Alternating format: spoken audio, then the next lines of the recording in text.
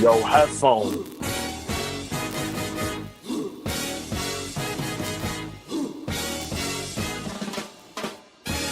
This man, my bad, dog. My bad. I saw the daylight. My bad, pimp. My bad. the beads of sweat. No. Anticipation. No. Wait, let me. No. They are forming. Almost glass. Boneless glasses. Almost glass. These right here. These right here. These the bones right here. Now, put me back on the big screen. My glasses are coming in today. See these right here. You got coming in today. You don't know nothing about these. First and foremost.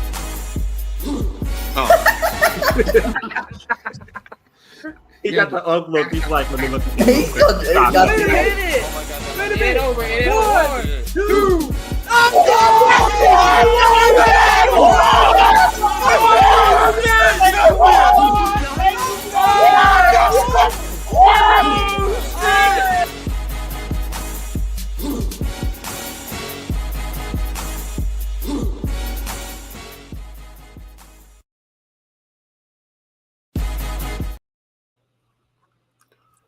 What is up, everybody? We got some people that are on the way home. Some people don't even know what's going on right now. What up? There's a multitude of reasons why I am upset. Talk to them. Continuation of This last world week's could episode. kiss Are you my glad you ass. met?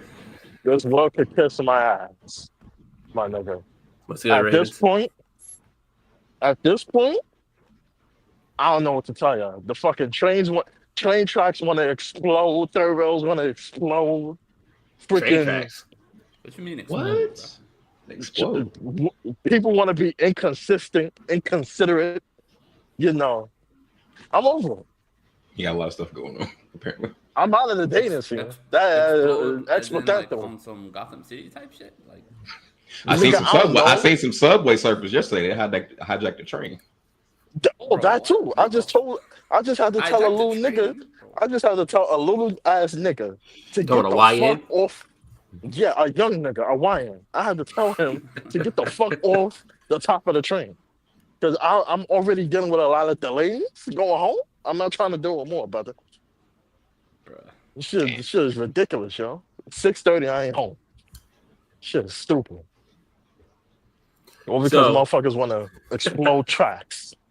Anyway, so if you're privy to the title of this episode, we were supposed to have a special guest on tonight. We don't know where he is. Hopefully, he'll still be able to join us before we go off the air. But we keep moving. How y'all been? Other than Ty, because Ty already answered that question. I've been good, man. It's been cold as hell. I know that. Cold as fuck. Did you catch 4 degrees. That 4? was last week. It was 4 degrees this morning. 4. 0 4. 0 4. Single-digit temperatures in Nashville is crazy work. bro. Nah, it's normal. Mad amount of snow and fucking it's cold. all over the fucking place over there. It's crazy. It's good weather. Having ass. I'll take the day off of work. I'll take that. I don't have to work on Tuesday. Snow in California. No, put that 83 degrees. No, put that shit down. Put that shit down. It needs to snow in California the way that it's acting out there, man. Oh, man. This is ridiculous. Bro, is there a fire out there? I haven't heard anything about the fires. Somebody posted a There's another fire. like split in half. Like the west side was just all fire, and like the east side was all like fucking snow. And somebody was like, "Bro, this some goddamn Game of Thrones type shit, some fire and ice type shit." Yeah, Right. that shit's crazy. Ridiculous. Shit. I suppose I'm doing all right. You know, we had a death in the family. Not on my direct family, but you know. Yeah.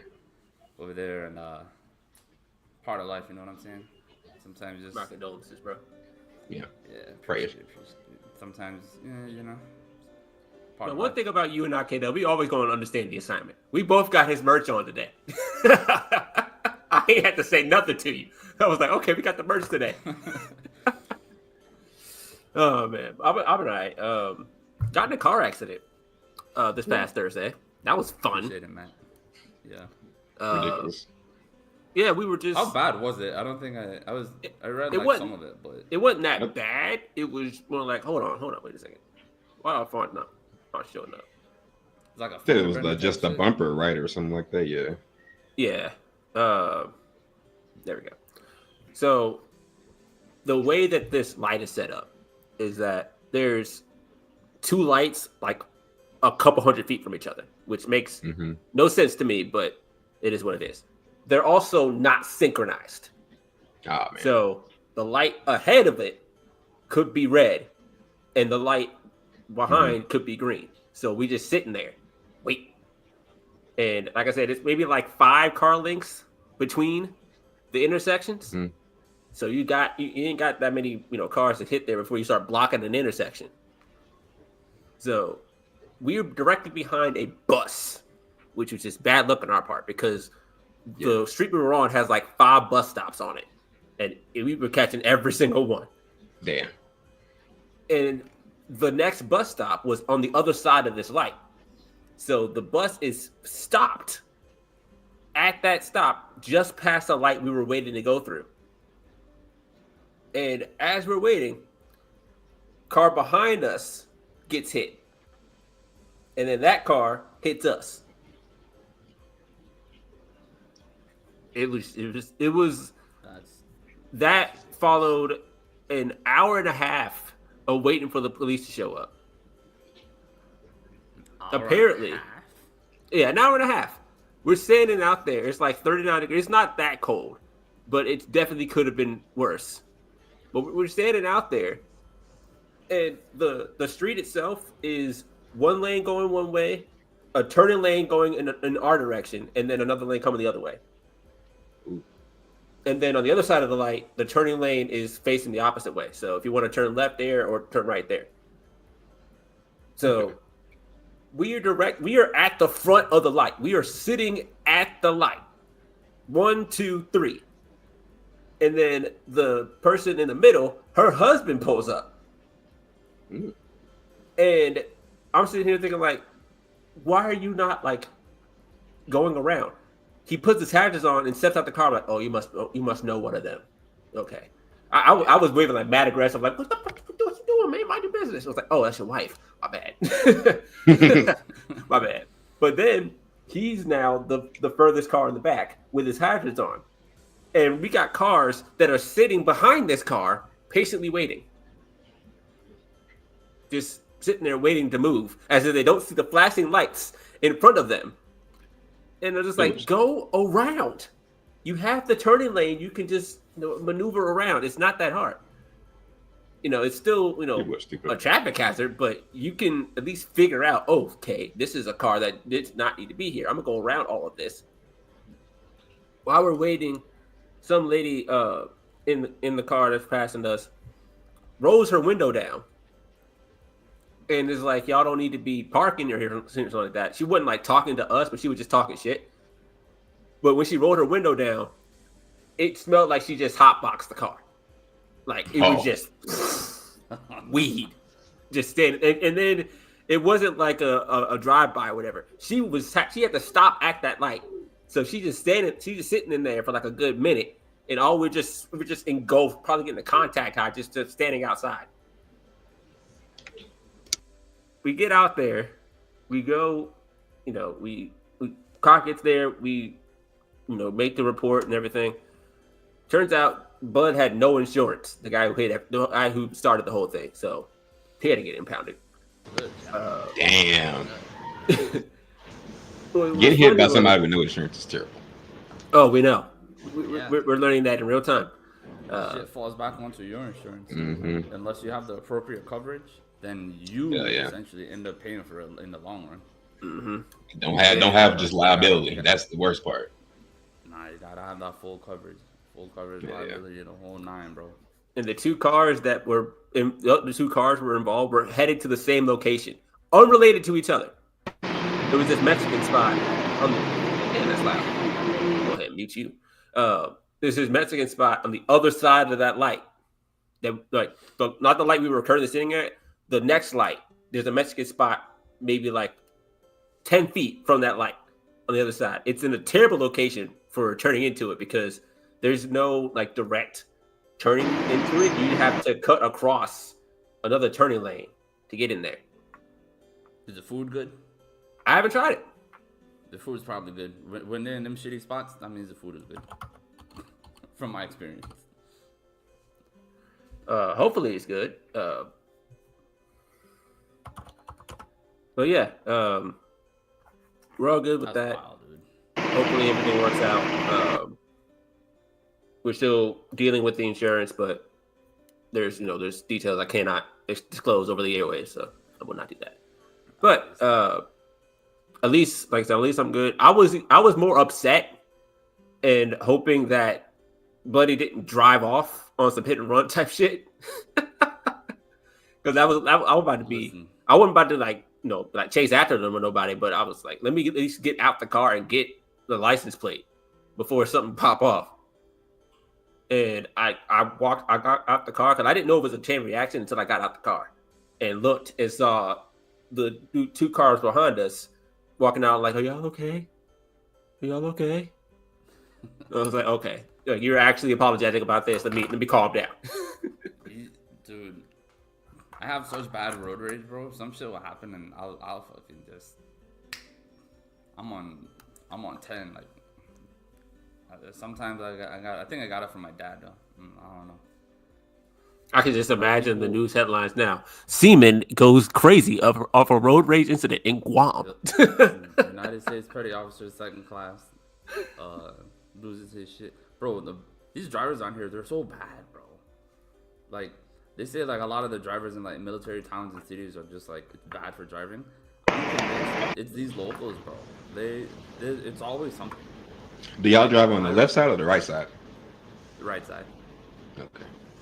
I went a couple weeks ago to go to work. The road by the KFC is a main road, and I left my house. I probably had like 45 minutes to get to work. Yeah, left early. Whatever. We're good. Got all the time in the world. I was almost late because there was an accident right there.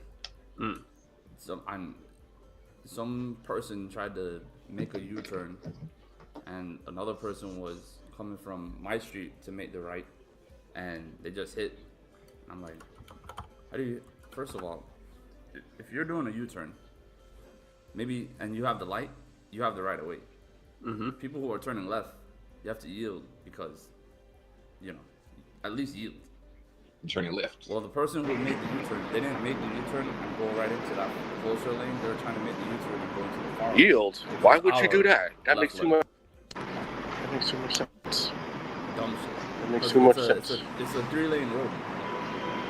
Yeah. You make a U-turn. You stay into your closer lane. You don't make a U-turn and swing all the way out into the outside lane.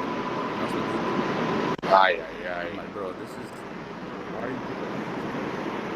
Why is it mad loud where you are every single time, Chris? Hey, man's got it. Man, at the subway station, he is. He's not even. You don't even look like city right now. You look like he's in a freaking warehouse right now. This little where he is arcade right now. type. This little, this used to be called Victor Moore Arcade. I don't see no games here. The fuck these guys talking about Victor Moore Arcade? What are you talking about? Bro, I don't know where Ty is at. Y'all are, bro. I don't know where Ty is at. Hopefully he can return soon. I'm pretty sure he just got home. So. I don't know. There he is. Oh, there he is. Perfect time. Oh, we got some food. That's fine. Say his name and he appears. What's that one song? Say his name.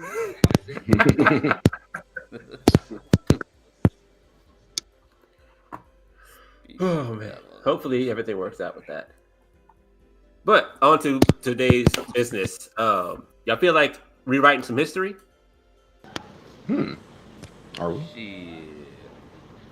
So a while back we saw Ty and I saw a tweet that was talking about what if Santino Marella won the 2011 Royal Rumble. If you remember, he was the last to be eliminated. He was like thrown underneath the bottom rope like early on in the match and spent most of the match hiding at ringside, only to appear at the very last second. And then it looked like he was going to do it. He had the whole trip going. But then he just got thrown off at the last second. Alberto Del Rio won. I wonder what he's doing now. Alberto Del Rio probably wrestling in a high school gym somewhere. Nah, he in a prison somewhere. Ain't he in jail? Nah. Thought he had a weird case. He did have a weird case, I think. Oh, it was he was on some domestic violence type shit. But okay. Let's see. Yeah, him and Paige were not having a good time. There needs to be like a small study of wrestlers who are literally main event level and who are now wrestling in high school gyms. What happened? It's a lot more than just. It's a lot more than just you disconnected with the fans type shit. I think there'd be like a. I don't know if it'd be interesting per se, but you know. AAA Mega Champion, I guess. Back in Mexico. Anyways, go ahead. But yeah, you can catch Alberto Del Rio at the Royalty Wrestling Presents February 15th. He's still getting booked in 2025. Good for him. Yeah, 2011, Alberto Del Rio won the Rumble and went on to face who did he face at that Mania? That was Miz, not Miz. No, because WrestleMania 2011 that was 28. That was 27. It was Miz versus Cena that year. Oh, okay. Alberto Del Rio versus who did he go against? Edge for the World Heavyweight Championship. You mean Colt? Yeah, he faced Edge. Was that the second time Edge cashed in on that run that he had, or was that the 2011? What's that? This was WrestleMania. This is WrestleMania 27. So this was after Alberto Del Rio won the Rumble, not necessarily a cash in. So, I'm lost. So because at the time they were doing a brand split, where it was like hard locked in into who you would have to cash in on, or who you would have to face at Mania based off of your Royal Rumble win. Brand. Yeah. It'd be Miz versus Santino Marella at WrestleMania 27. That would have, if Santino would have won that one, the pop would have been insane. We would not have gotten Rock families for years. If Santino would have won, Rock versus Cena never happens. Rock versus Cena never happens. Maybe we do just get once in a lifetime. Once in a lifetime. We just get that one. Because the whole thing started because The Rock got involved in the main event. I will not be talking a lot during this episode. That's fine. I'm getting all my talking in because next week I won't have a voice. But yeah, we don't get Rock Cena. At least not. I don't think they would have it at 28. What are we talking about here? If Santino Marella won the Royal Rumble instead of Alberto Del Rio in 2011. Okay. Because Cena won. How did Cena qualify for that match? Let's go back to that. For what, the Mania match? For the Mania match. How did Cena qualify for that? Did he just challenge for it, or was it Elimination Chamber? Probably Elimination Chamber. It had to be because he didn't. Yeah, he didn't. Elimination Chamber 2011. Let's see who was in that match.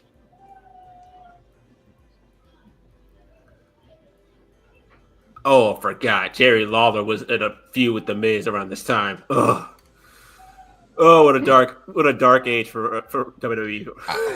I really don't think I was watching at that time. I'm not gonna lie to you. Oh yeah, Cena won the Raw Chamber. I was watching, unfortunately, through all of this. I was watching. There were many years, many matches, many angles that literally just made me contemplate. Maybe I should just stop watching wrestling, bro. What the fuck is happening? I'm not gonna lie. I went through a long period of time where I wasn't even watching Raw, bro. I was only watching SmackDown. And I would catch up on Raw through ups and downs on fucking World Culture. Mm-hmm. I didn't have cable for a minute, so I wasn't watching Raw at all. That would be when I was in college. I couldn't keep up with it after I graduated and went off to college. I couldn't keep up with it. That's why I always say I dropped off between like 2015 and whenever I came back, I just couldn't watch it. Like I couldn't keep up when with it. When I graduated, 2014. Yeah, 2014 to like 20. I I was out of there. So the Elimination Chamber, if we're going with Santino Marella instead of Alberto Del Rio as the winner, Edge won the Elimination Chamber for the World Heavyweight Championship. Mm-hmm. Santino was involved in the Elimination Chamber pay-per-view, but he lost in a 3-man tag or a 6-man tag, or no, a tag team match actually. for the tag team championship. He lost the tag team championship to the Core. Him and Kozlov lost to Heath Slater and Dustin Gabriel. The Core is such a terrible name. And The Miz beat Jerry Lawler for the WWE Championship that year to go on to WrestleMania. Why was Jerry Lawler even the champion in the first place? He wasn't champion, but Miz was champion the whole time. But Jerry Lawler challenged for it because it was in the whole. Why? Yeah, why? But why? I don't like. It felt so weird because this was about the time that Michael Cole was also. It was because Michael Cole and The Miz were like best friends, so it was like JBL did not retire at 27. That was 21, I believe. But then we had Alberto Del Rio defeat Kofi Kingston in a singles match. Daniel Bryan defeated Ted DiBiase by submission for the United States Championship. So yeah, Edge successfully defended his title in the Chamber against Rey Mysterio, Kane, Drew McIntyre, Big Show, and Wade Barrett. The Core, Heath Slater, and Justin Gabriel became WWE Tag Team Champions, defeating Santino and Vladimir Kozlov with Tamina Snuka at ringside, by the way. Nobody's meaner, by the way. Talk about someone who fell off the face of the earth. Tamina's doing her thing. She's doing all right. Nobody's meaner than Tamina. And then Miz beat Jerry Lawler, and then Cena won the chamber for the Raw. Won the Raw chamber. I would imagine that if Santino won the Royal Rumble instead of Alberto Del Rio, they probably wouldn't have done that Miz versus Lawler feud and have Miz defend the championship in the chamber instead. And assuming the field doesn't change for the Raw chamber except for one person, because the Raw chamber had Cena, Punk, Morrison, King Sheamus, Randy Orton, and R-Truth. I'd take out R-Truth and put the Miz in there. So you have all of them in there. I don't think Santino would have won the championship at WrestleMania, but it would have been an interesting moment to say the least. Yeah. And I don't think it was I don't think this was at the same time where, like, if you won the Royal Rumble, you were guaranteed a main event match, right? You were just guaranteed a championship match. Cause they stopped that after a while, right? Alberto and Edge was third. Yeah, it was third. It was third that match. Because Cena Miz was the last match. My bad. That was the opener. The opener? That was the opener. Hey, true story. Now I gotta go look at the match card. I just found out like probably 2 months ago, maybe 3. That what's her name is Santino's daughter, bro, Ariana Grace. Oh yeah, I found that out like a couple months ago. I recently found out that Santino Marella is what? For real? You didn't know that? I did not know that. Yeah, for real. Well, I'm not the only one then. I was like, you're not the only one. I did not know that. I just found out like a couple months ago. Like I didn't realize that Santino Marella was Canadian. Yeah. She was being the because she was being the TNA liaison during the first partnership. So and then they were, and then of course, you know, Santino was an authority figure, is an authority figure in TNA. So they were doing this whole like father-daughter thing, like, oh my God, I'm so glad we're here, you know, reunited or whatever. And it's like, listen, this is a professional thing. I found that out. I found that out because of remember we were doing the Guess Who way back like at the beginning of this podcasting journey, and I was doing Santino Marella as my Guess Who, and I was reading his bio. It was like, oh, Ariana Grace is his daughter, huh? That was it. I did not know that. That's crazy. Man. I had just found a couple months ago. I was like, then when I started to think about it, I can see it. They put that big AG, you feel me? Big Ariana. Oh no, she's doing. I haven't seen her in a minute. Still in TNA. Y'all excited for this NXT NA crossover once again? No. I know we saw. I didn't see much of Genesis over the weekend, but I saw all I needed to see in terms of NXT crossovers from there. Oh, okay. Because Fraxium showed up, Cora Jade showed up. Who else? There was someone else. Shante the Adonis started the show. That's right. Shante the Adonis. No, fuck boy starting the show. A fuck boy is starting the show. Hey, he finished his story, but he finished the story with Carmen Petrovic. All is good. I was getting together now. Yeah, they're together now. I know. Yeah, I know. Fucking Tequila Alliance had some shit also going on, and Carmen went so far as to call Shante Adonis her man. That's how it was. Well, in the words of Pierce, it's official. Yeah, official. Another one. Also, shout out to Pro Wrestling What If on YouTube. This is a guy who does a bunch of what ifs in terms of if things happen differently, how he would do it. It's more of a personal fantasy booking than like being tapped into like creative plans and seeing what would have happened if this didn't happen or whatever. But he's got a list of other ones that I would think would be interesting to talk about. He's got a whole bunch of them. The first one, of course, is what if Brock Lesnar doesn't break the streak? What do you think happens then? What WrestleMania was that? Then Roman beats it the next year. WrestleMania 30. Because I think Taker faced Roman the next year. No, that was Bray the next year. He faced Bray Wyatt the next year, which I think Bray Wyatt would have been. I would rather have Bray break it. He beat Bray, and then he faced Roman the year after that. Roman beat him, which made it especially with what they were trying to do. It made no difference that Roman Reigns beat him. So obviously the Fiend wasn't a character yet. I still think it should have been Bray. Like he could have beaten Brock, it would have been fine. He would have been 22-0, and then go off you face Bray. That would have elevated him even more, type shit. Like that's actually no, it was Bray at 31, Shane McMahon at 32, Roman at 33. Yeah, the cage. Okay. Match. Cena at 34, AJ Styles at 36. Cena could have been an option, but that would have been. Cena didn't want to do it. That would not have been good. That would not have been good. He didn't want to do it. I definitely think that AJ maybe, but nah. Fucking Shane falling off the top of that bitch. That motherfucker folded. I was like, I think you have. Is it really a Shane McMahon match if you don't try to kill himself? I think because in his video he was talking about do we get Sting versus Undertaker at 31 if Lesnar doesn't beat the streak. I still think Sting versus Taker never happening is a huge missed opportunity.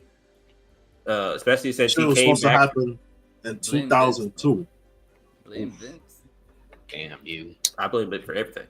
But with that, I would have actually, if I was to book the streak ending at all, I would have had Triple H do it. That's fair. I would have had Triple H do it. I would have had Triple H do it in the Hell in a Cell match.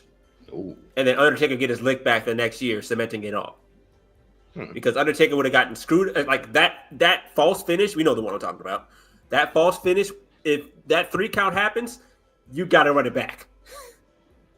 Because ain't no way you about to screw the Undertaker out of this streak after all that work he put in.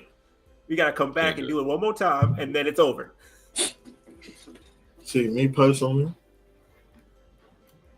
I feel like, I don't know. I feel like if you actually did pull the Cena card, it would have had to been like 2010. Honestly, it would have had to been that early. Yeah, and have him turn heel. It would have had to been early. Cena would have had to turn heel. That would have been nuclear heat.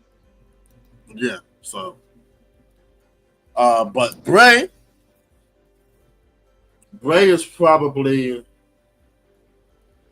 But the reason why Brock won is because at the time, no one really believed in Brock. You think Brock went into business for himself? No. Nah.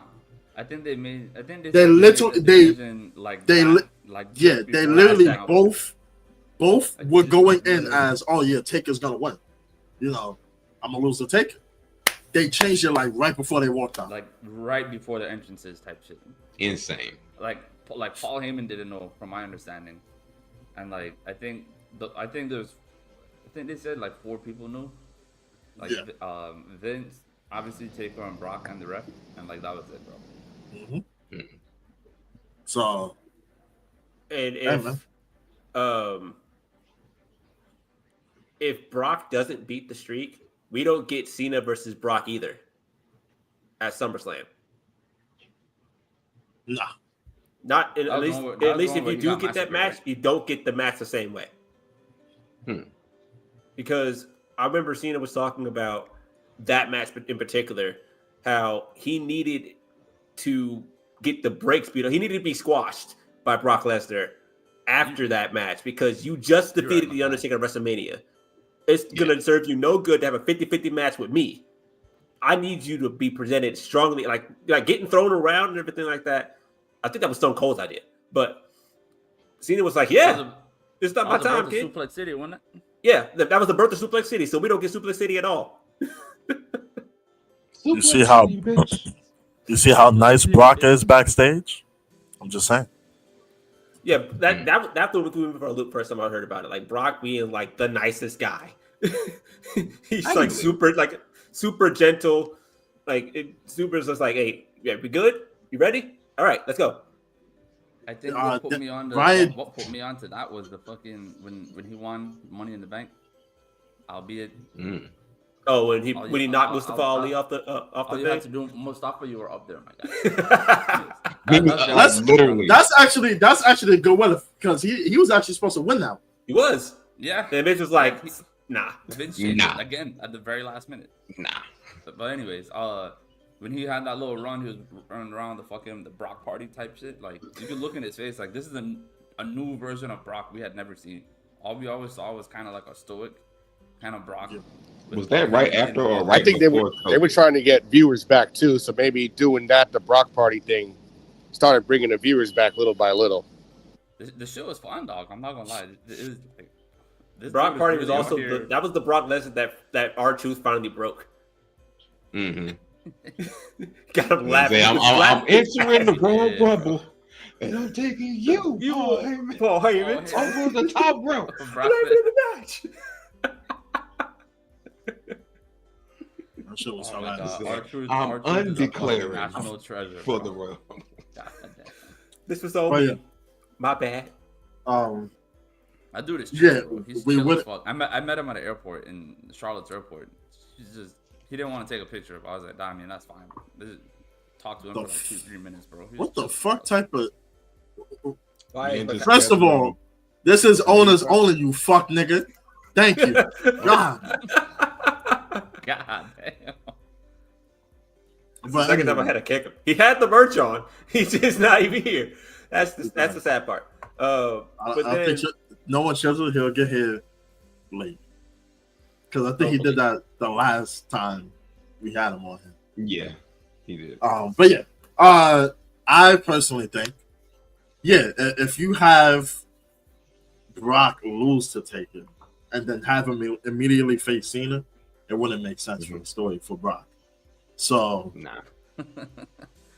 I would actually reverse it because you know how Taker came back and kind of like screwed them over afterwards. Mm-hmm. I would just have Brock screw over Taker. Like Taker has a SummerSlam match against somebody. Shit, who would be formidable for Taker at that time? CM Punk probably. Wait, CM Punk CM Punk had a chance at the streak and lost it. That's right. Yeah.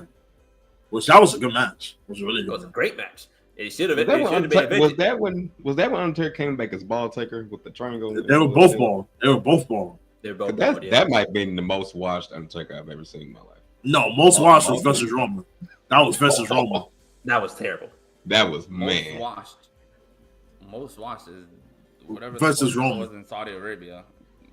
Versus fucking That's not canon. We're not counting that. Between the Goldberg match and the Brothers of Destruction versus DX match, like no, that's the most watched. That one.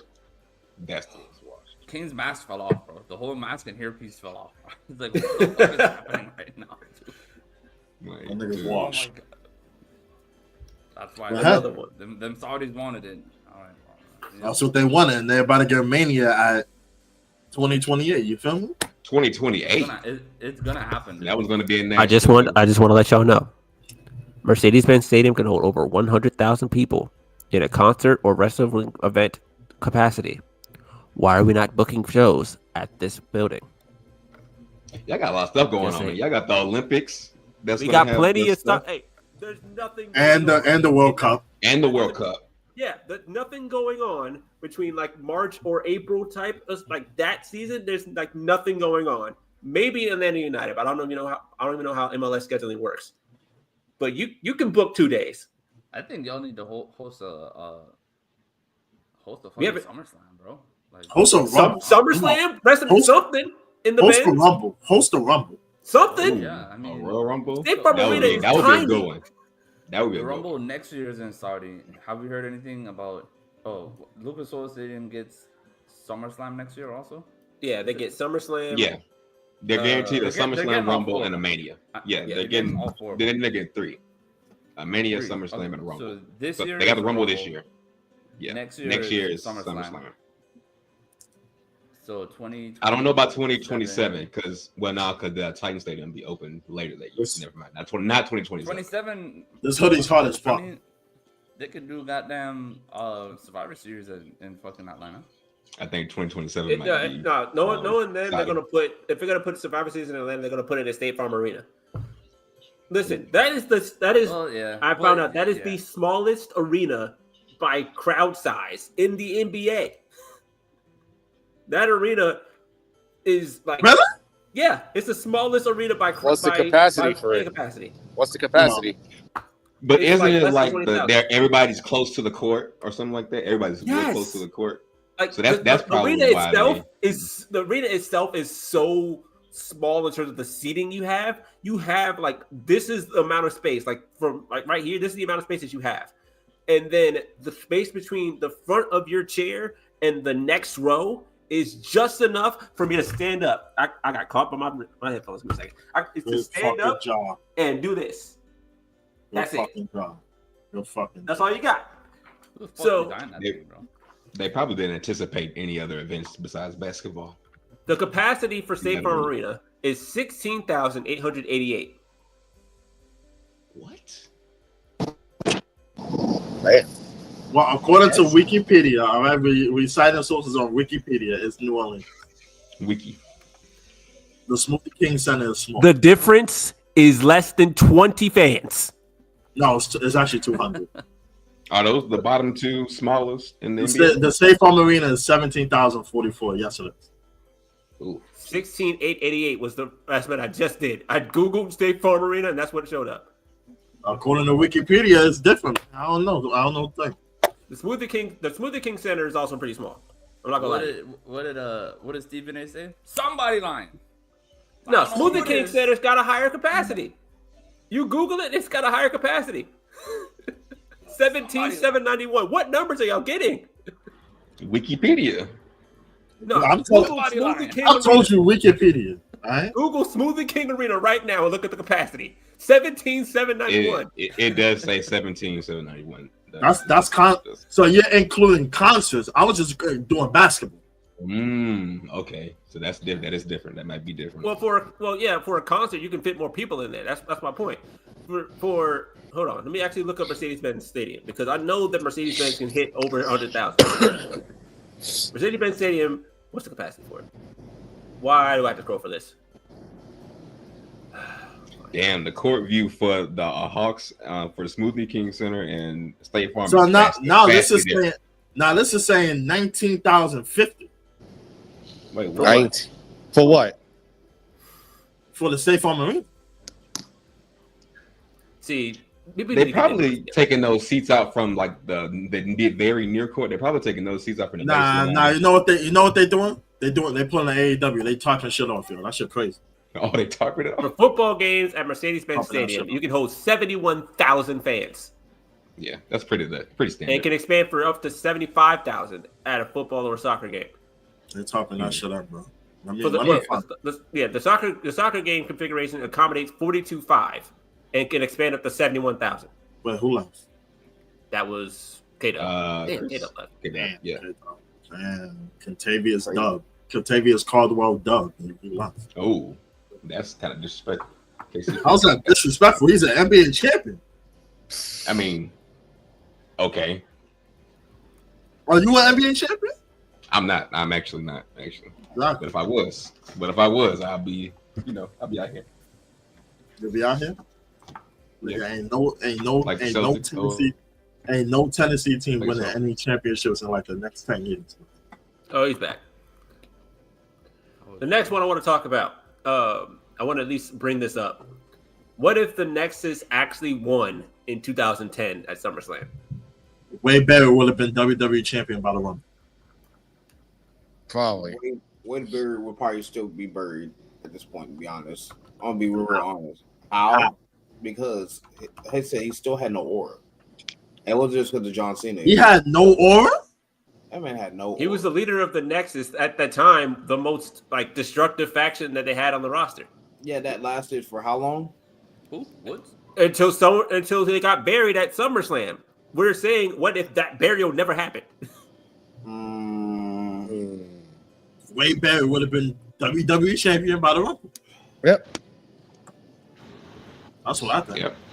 Because y'all remember that storyline when Cena had to join the Nexus and he was saying he was destroying it from within. Mm-hmm. I would have booked it to where he's taking out everybody one by one and then loses that Wade Barrett. Push Wade Barrett to be like a main event talent. Because looking back at the original Nexus, right? You had Skip Sheffield, who became Ryback. Skip Sheffield, my mother. Skip Sheffield. Wow. Justin Gabriel, who I don't even know where he's at right now. Yeah. David Otunga. He recently broke his leg or some shit. That's tragic. Ultimate bag fumbler, David Otunga. Ultimate bag fumbler. Come on. Ultimate bag fumbler, bro. He fumbled Jennifer Hudson and a WWE job. That is terrible. Michael Tarver. That man took 2 L's. But he had a W theme song though. Oh, hey, oh! Come on, man. Oh, we had Michael Tarver, who? The big black dude. That's him, right? Huh? The big black dude is crazy. They used to wear the mask with the. Yeah. He came out the ring doing this. And what is this? I didn't know that. What? The Tarver Shuffle? Yeah. The Tarver Shuffle. I didn't. I must have missed that one. I must have missed. I gotta look at that. T with his arm. That was so weird. I was like, what is that? The Tarver Shuffle. Then we had Wade Barrett, of course, Heath Slater, and Darren Young. The jobber of the group. Oh, Darren Young with the crazy hair. They were attacking them. The prime time players. Millions of dollars. Hey, shout out Titus, bro. That dude is Titus Young. Yeah. He's a real dude, bro. Titus O'Neil. Titus O'Neil. Sorry. He does. Titus O'Neil. So much, Titus O'Neil. My fault. Titus O'Neil.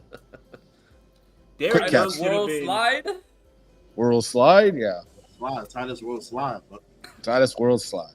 Darren Young should have been a trailblazer for being the first openly gay male wrestler on the roster, but this was in the 2010s where that shit wasn't flying. You know that? Darren Young is gay? Yeah. You didn't know that? Yeah. I did not know that. I had no clue. He came out while they were he came out during the Primetime Players run, the first time before Titus O'Neil turned on him. Yeah. It was in a backstage segment, wasn't it? Or I don't know if it came out on camera. I know that the report came out later. Heath Slater was a part of 3-man band. I wish later after that, which was what? Time out. I wonder what happened to the other 2 guys in 3MB. Wait. Justin Gabriel could have been something. I always believe that. Hold on. I just learned that Patterson was. I didn't even know that. Yeah, he wasn't. Oh, yeah, he was gay. What? Pat Patterson. He was gay since the 70s, nigga. I did not know that. Well, of course, again, he wasn't out. Chris Canyon was gay. I believe. You didn't know that? You didn't know that? No. Yeah, Chris Canyon. Yeah, Chris Canyon came out. He got this man going down a rabbit hole right now. Right? Going down a whole. He also tried No pun intended. Going down a whole different hole. By eating 50 pills. And Orlando Jordan is bisexual. I did not know. That was already That was already known too. No, Yeah. known to you. Maybe you keep up with that shit. I don't. I didn't know. No, if you watch TNA and you watch when he debuted, I didn't know that. Yeah, that man was very flamboyant when it came to his debut. Well, not his debut, but like he came back and was Is there a problem for him being flamboyant? No. I'm just saying. Like that's how he was. That's exactly how he acted. That's Man, you gonna just assume his sexuality? Right. Jesus, man. All right. So he came out. No, he also came out with that. Darren Young came out as gay, and his mother's bisexual. Yeah, he learned from the best, I guess. I don't know why I found that so funny. But you had all of that. Wade Barrett probably had, like, in terms of the best career after that, Wade Barrett probably had the best career.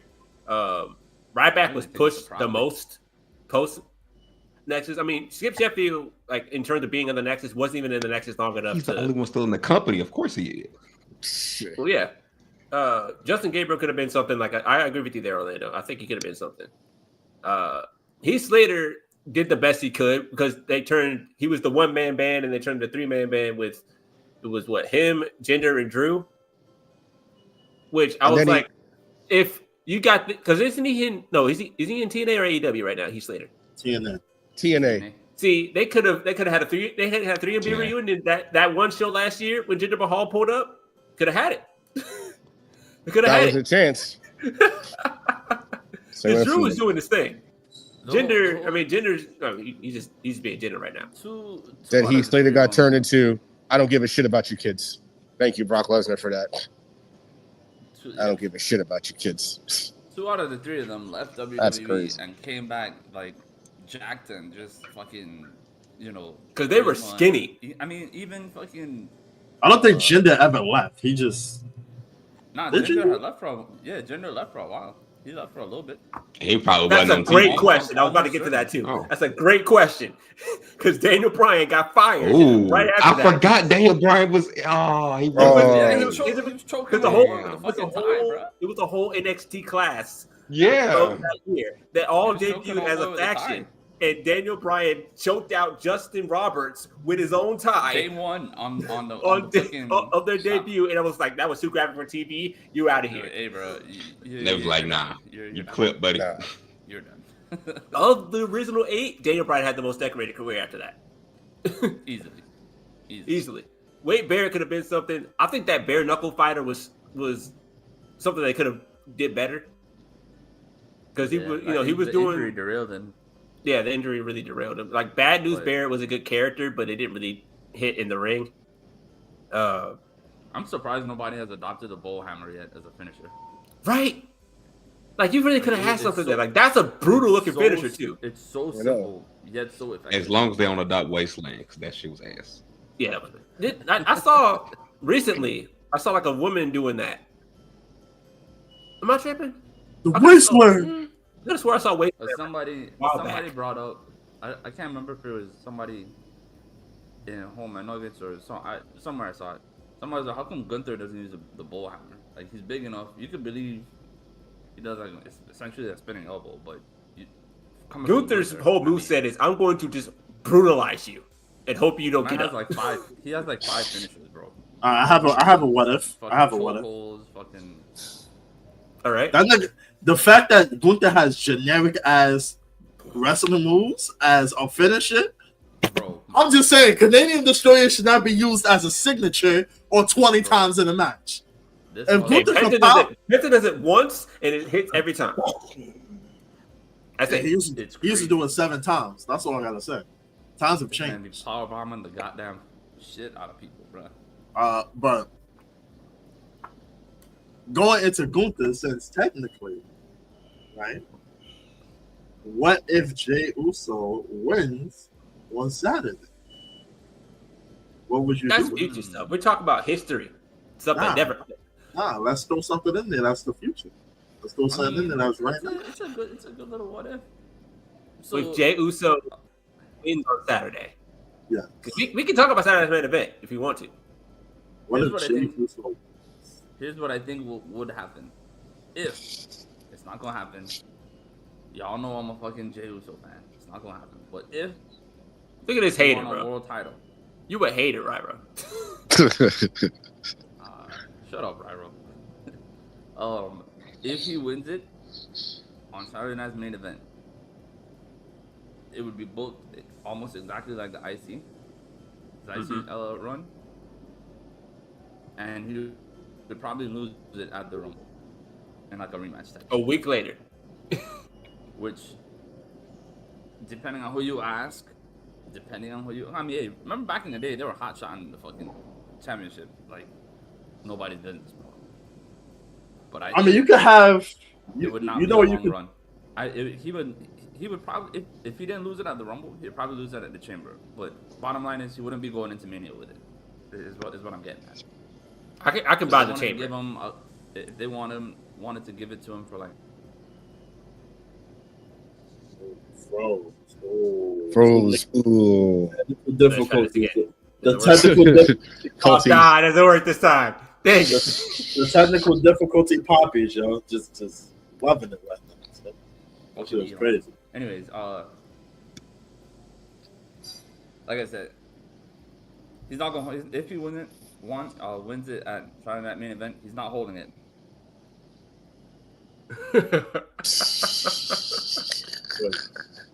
That's good. Hopefully he wins. If he doesn't, it is what it is. I'm glad they're getting this opportunity. I don't think he's gonna win it simply because of the superstition. If you touch the title before the match is over, then you're not gonna win it, which is exactly what happened. I would look at, like, if he was to win it, I would probably have him lose it in the Chamber. That way, it's just a whole bunch of people going crazy, and then I don't know. I don't know what happened after that.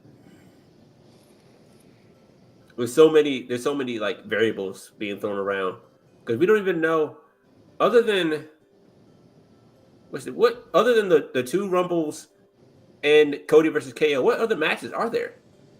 There hasn't been anything scheduled to my knowledge. None at all. There's like 2 weeks left, no? 2 weeks. The Rumble is next Saturday. Oh shit. So the Rumble is next Saturday. Shit up on that go home show. Probably. You ready? Probably. Ready for the Rumble? Ready to rumble, Nico? Huh? Honestly, like, what? Both Rumble matches are probably going to last about an hour. They're both They're being up. That's crazy. Both Rumbles are going to be out. But then you got the ladder match, which is going to be great on its own. But then what else are you going to do? I think like 2 more matches, 3 more matches, probably 2, maybe 3. Well, one of them is rumored to be Chelsea Green versus whoever. I guess so. And the other, I don't know. Ryder versus Liv? I don't know. Let's throw some bullshit. Let's throw some bullshit in there. Yeah, Ryder versus Liv. Or Wesley versus Triple H. I don't know. That's at NXT. That's next week. Is that actually a match? Yeah. Yeah, that's next week. We'll see that in person. I didn't even know. Okay. But yeah, anyway. next week is gonna be crazy because I'm not about to have a voice for nothing. Me either. I'm gonna be at House of Glory this weekend. House of Glory. What's that? That's in That's gonna be in Jamaica, Queens. Yeah. That's Booker T's. I'm gonna be watching Zilla. GCW. No, GCW is not Booker T's. I thought that was Booker T. No, House of Glory. No, not GCW. House of ROW. That's my fault. Was it? ROW? What the fuck is ROW? I don't know what I was thinking. Hold on. No, you learn from that Louisiana education right now. I don't know what's Nah. Oh shit. No, never that. Yeah. ROW, Reality of Wrestling. No, it's hold on. I know one trip. What's the name of this event you're going to? I swear it's House of Glory. Yeah, it's in 144th place in Jamaica. Okay, apparently he is too. Yeah, House of Glory is that is a show that's happening with Zilla 5-2. Oh, Zilla versus Matt Cardona? Oh, yeah. It was supposed to happen, but it didn't happen. It didn't happen. Wow. It is a wrestling school though. I'm watching Kenta. Oh shit. You get your money's worth, brother. Kenta was that. Oh yeah, House of Glory is Amazing Red. Kenta versus Mike Santana World Championship match. What I need to do is. Wait, who's the world champion of House of Glory right now? Let's look it up. Is it Kenta? Right, if it's Kenta? I think it's Kenta. Damn, that's Kenta's like New Japan shows. That's the second championship that I know that Kenta had outside of WWE. That's funny. And the roster page is not up to date, so yeah, I don't even know. No, Mike Santana's the champion. Oh shit! I know what House of Glory Wrestling School is run by the Amazing Red, not by Booker T. Booker T is Reality of Wrestling. Yeah, because Kenta won. Was it not last year, but the year before? I think it was the year before. He won the Zilla 5-2 was the crown jewel champion. Wait, what? The crown jewel champion? Yeah. Oh, that's that what sounds like gimmick infringement. I don't think the Saudis gonna like that one. I don't want those Saudi problems, bro. I'm good. No, you don't want no Saudi problems. He recently faced Mustafa in Chicago. He beat Carlos Ramirez. Who's a rank? Jake. He just faced Jake something a month ago. Oh, Master P owns the promotion. That's crazy. House of Glory, if I'm not mistaken. Master P owns it. Yeah. That's what it is. Yeah, Master P. Yeah. Another what if I wanted to ask y'all about. What if the Montreal screw job never happened? Because if I remember correctly, Bret Hart, this was all centered around Bret Hart wanting to jump ship to WCW. And refused. Didn't it come out that this whole show was scripted? It was scripted? I don't know. I don't know. Because I mean, that's like the biggest debate in like professional wrestling history that I've seen is like whether that whole incident was a shoot or a work. And it was one of those like mutually assured things that if you reveal the true nature of it, you're going to, you're going to pull back the curtain a bit too much and take the whole business. Yeah, take the whole business with you. Yeah. Yeah. Or it could have been a work that turned into a shoot. Who knows? Well, I think the plan was for Sean to. I think the plan was for like Bret Hart to drop the title anyway, but then like he and Shawn Michaels didn't like have an agreement or something like that. Montreal screw job. Vince doing Vince things and just. Okay, so Bret Hart. That was a Vince call, apparently. That screw was a Vince call. Bret Hart. Yeah, that was obviously the one. Yeah, Bret Hart didn't know.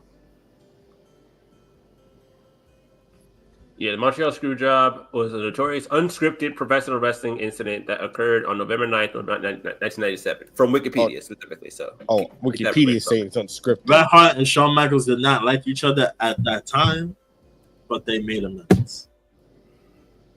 Years later, like. Yeah, Bret Hart.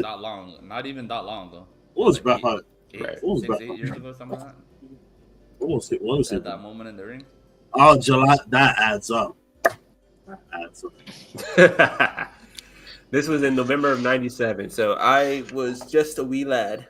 Wasn't even watching wrestling at the time. That adds up. I was what, 8 months old. So he was born in the last second. That adds. Then we had the whole like ring the bell as soon as he put him in the sharpshooter. That was it. I feel like if that didn't happen, you would have Brett continue to feud with Sean. Their feud was what did it happen? Survivor Series? Survivor Series 97. Yeah. Brett would continue to feud with Sean until about the Rumble. Brett was champion walking in, right? Yeah, he was champion walking in. He was champion since August of that year. So a week prior, he had performed for WWF since 1984. He agreed to join WCW in December. So he was walking out after that match. Like that was his whole thing. He was jumping ship to WCW after that match, and McMahon wanted to prevent Hart from leaving as champion, but Hart was unwilling to lose to Shawn Michaels specifically. So I think. Okay, so this is my booking of it. Brett wins. Brett wins clean. Sean just doesn't complain. He's like, whatever. Brett, I'm not gonna get that in. The next month, did they have a pay-per-view in December? If they did, In Your House, I believe. No. If it was In Your House, see, my memory serves me right. I believe it was In Your House in December. Yes. In Your House, Degeneration X In Your House, December 7th. So about a week or two after that was an In Your House event. Okay. So I will have... No, it was a month after that. My fault. Sean. I will have Brett lose to Sean again. Brett beat Sean again. And just be like, yo, I'm leaving. I'm vacating the title. Whatever. He shows up on WCW with the title. Okay. And he's like, this is the new world title. This is fuck that big old bullshit. So basically a reverse of what happens in 2001. Yeah. So what Ric Flair did in 92. Brett will have matches with that title on WCW shows. And then not Brett. Vince will call, Eric Bischoff and be like, yo, technically, he's still our champion. So I have a proposition. For him to continue in your company, I would like for him to lose that championship in a match on neutral soil. I will have a 6-man match instead of just the Shawn and boxer nigga Mike Tyson and Steve Austin. So who were the biggest stars of this summer? Steve Austin, Shawn Michaels. Would you put Taker in that match? I think at that time Vince would have rather blown the WWF up than collaborate with fucking WCW. The WWF was about to go under in '97 though, because WCW was clearing them. Yep. Yeah, Would you have Taker? Would you have Taker? Right? I would put a strap on Taker at that point. I would do Taker, Shawn and Austin on one side, and then Brett. Who was it? Hogan? I hope it wasn't. Hogan. Give me a second. That would be nasty.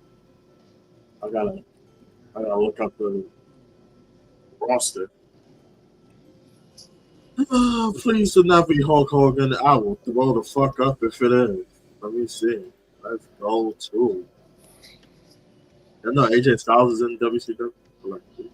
Yeah, for like a cup of coffee. Yeah. 1998.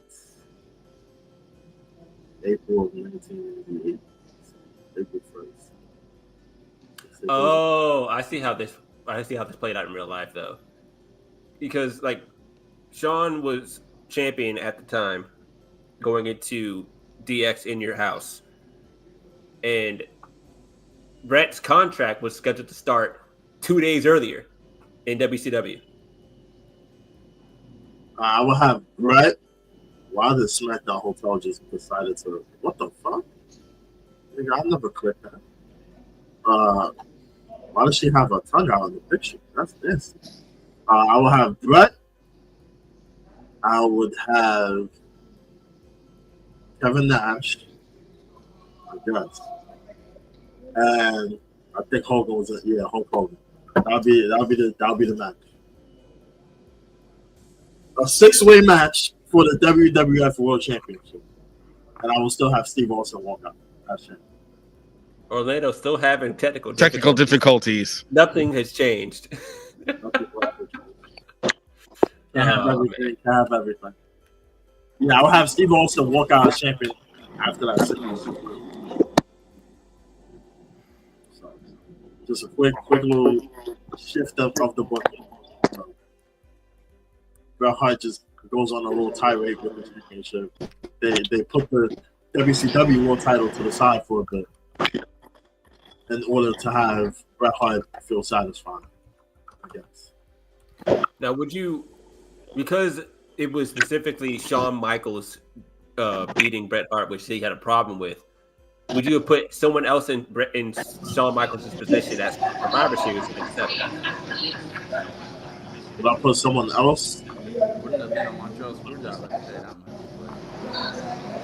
much. Like, I mean, because like I don't think the screw job itself happens at all if you have someone else other than Shawn Michaels being in that match. Because I think Bret Hart was willing to drop the title, just not the Shawn. Yeah. Yeah, I don't think he wanted to drop it to Shawn. That's the problem. And also, I think if the Montreal Screwjob doesn't happen, let's pull back a bit further. What if Bret Hart never wants to go to WCW? You know what else doesn't happen? Dave Meltzer doesn't have a career. Instead of Hulk Hogan, I would have Sting. My bad. Because remember, Dave Meltzer's whole career allegedly started after Bret Hart complained to him about Goldberg at Starrcade 1999. Bret Hart isn't at WCW in 1999. That never happens. That is crazy. That's true. Owen Hart will also still be alive. Wait, what? Who would still be alive? Owen Hart. Elaborate. Oh, yeah. Bret Hart would probably talk him out of doing that big ass spot. Because Bret had political power backstage. So he would have probably talked him out of doing that spot. And I don't even think the Undertaker feud would have happened. So That's crazy. I got one for y'all. All right. What if CM Punk wins the 2008 Royal Rumble? Okay, I got to go back and look because that was Cena. He was supposed to win the Rumble, but Cena came back. And then this led up to WrestleMania 24. Mm-hmm. The bum-ass triple threat, I think it was. The main event matches. Gotta look this up. I think Punk won Money in the Bank anyway, but still. Did he? Yeah, he did. It was the fourth annual Money in the Bank ladder match that year, and CM Punk.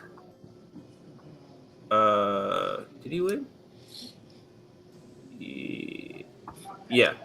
But let's say he just wins the Rumble, right? Let's just say he wins the Rumble. Let's say his push is not delayed for 4 months. Because that's what it is. He wins the Rumble. He's not winning Money in the Bank, obviously. Yeah, he's not in the Money in the Bank match. Now, because this happened, I think you got to give it to Mr. Kennedy. What, the Money in the Bank? Yeah. Make up for what happened before. Yeah. That's what I would do. That dude's gimmick was so over. Yeah. If he was from, what was his peak? Like 09? If you dropped him from 09 to this era right now, world champion, probably twice all over, probably prominent mid-card guy right now. He was over in TNA too. That's why he won the TNA World Championship. Yeah, Mr. Man, Anderson. old school microphone coming down from the fucking rafters and shit. But Spitting. blame Randy Orton. Randy Orton fucked over 2 pushes, man. Hey man, the OVW Big Four. I found out recently all 4 of them have won the Rumble twice. Yeah. Brock won in 02 in 2022. Oh god. that's actually pretty good. 2000's LA Night with Mr. Kennedy. I agree. Yes. Same sort of sound. You honestly could argue that they're the same person. I don't know. But yeah, Cena, Orton, Batista, and Lesnar all won twice. Batista won in 05 and 13. Cena won in he won in 14. Yeah. Cena won in 08 and 13 and then 2025. So yeah. So Mr. Kennedy had won the Money in the Bank ladder match at 23. So the year prior, he won the ladder match and had to drop it to Edge because of a misunderstanding with his injury. If Punk wins the Rumble the following year, Kennedy wins the briefcase again and keeps it. That's what I would do. Who was champion at the time? Who would he cash in on? I would say like SummerSlam. Who would he cash in on? I'm trying to see who was the who was champion at the time? Would he cash in on Punk? Probably. Nah. Probably. Not that version of Punk. Really? Let me look at cage match because Wikipedia's not doing good right now. Who was the World Heavyweight Champion in 2000? Probably Batista. So. Oh hell no! Come on. Well, man. on a cash in, maybe. I mean, Because I think the 2008. I think Randy Orton was WWE. So CM Punk will go after Randy Orton because Randy Orton was WWE champion. They will have a feud that will last until SummerSlam. Now let's just say Randy Orton punts him. Fuck it. And then Mr. Kennedy cashes.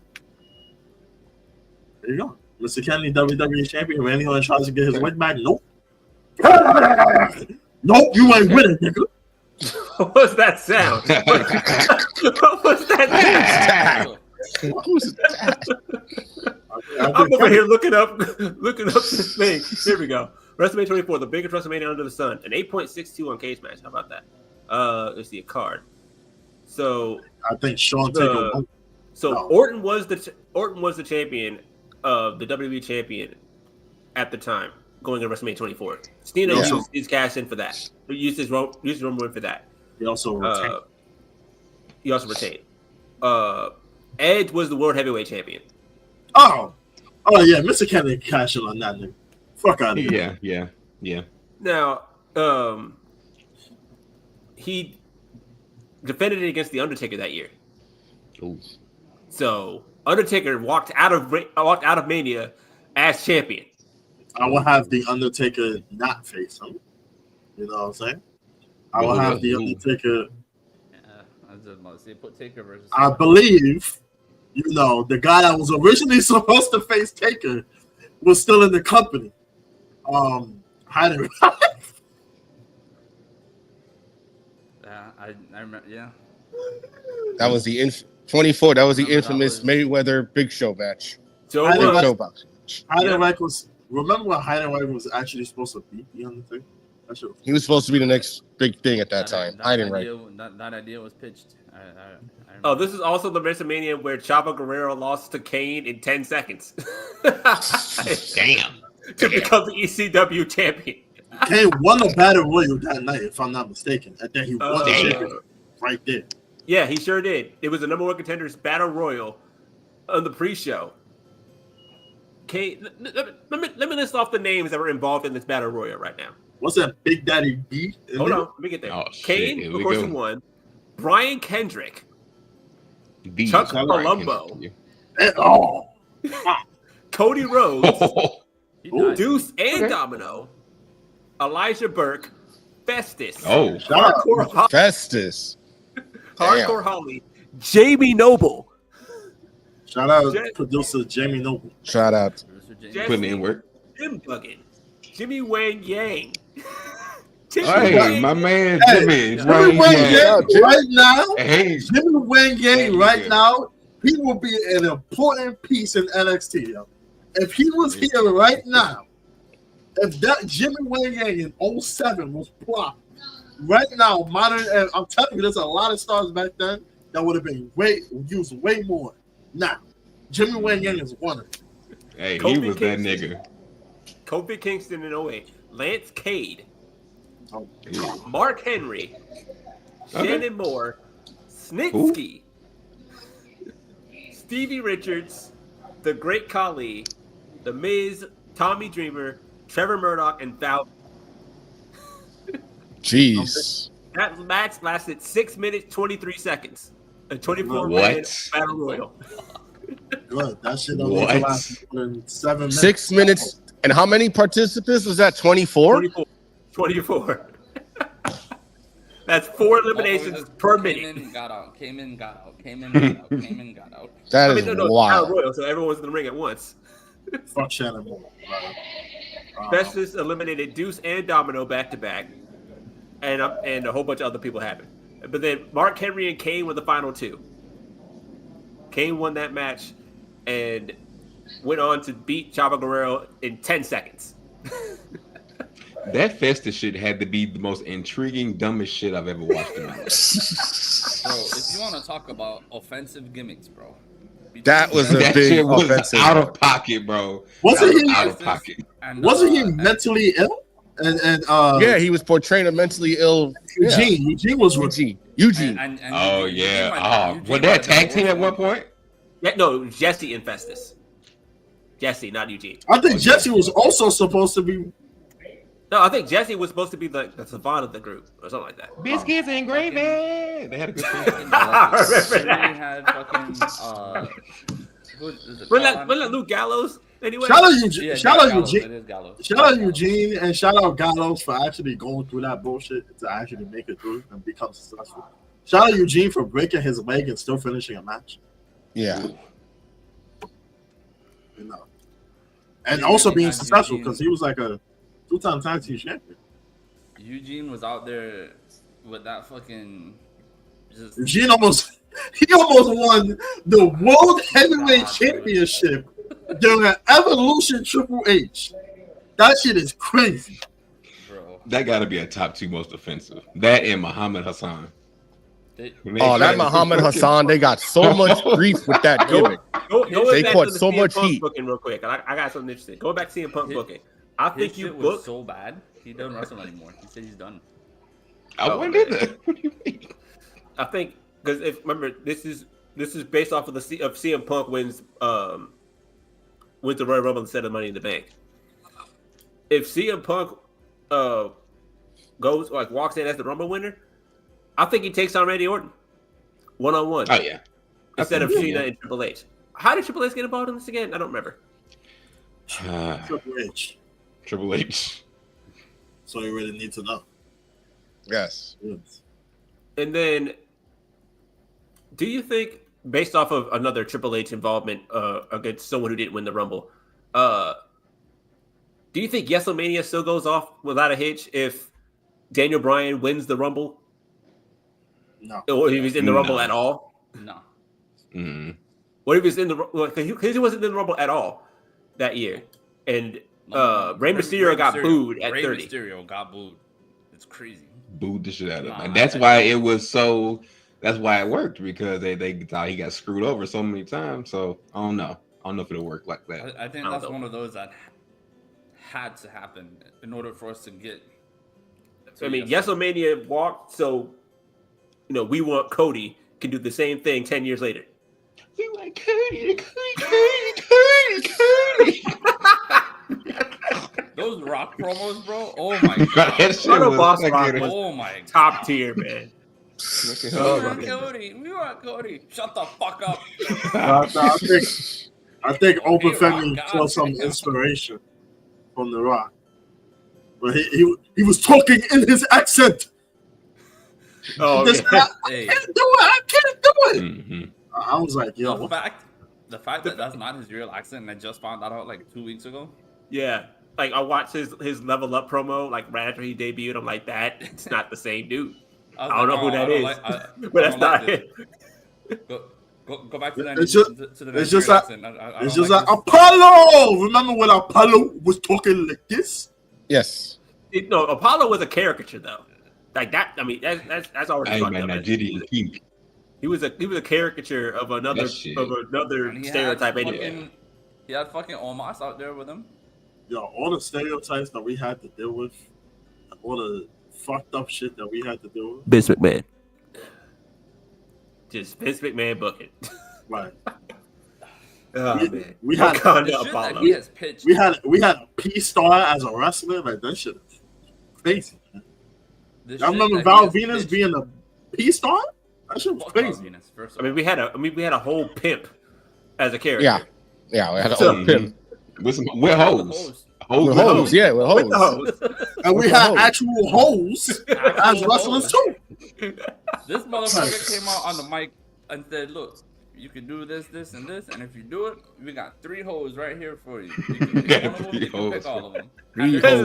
Like fucking, it's crazy, man. Like, bro, what the fuck? All these fucking dots and shit, and fucking bitches. Yo, I saw his interview with Chris Van Vliet, and he went right into Papa Shango like that.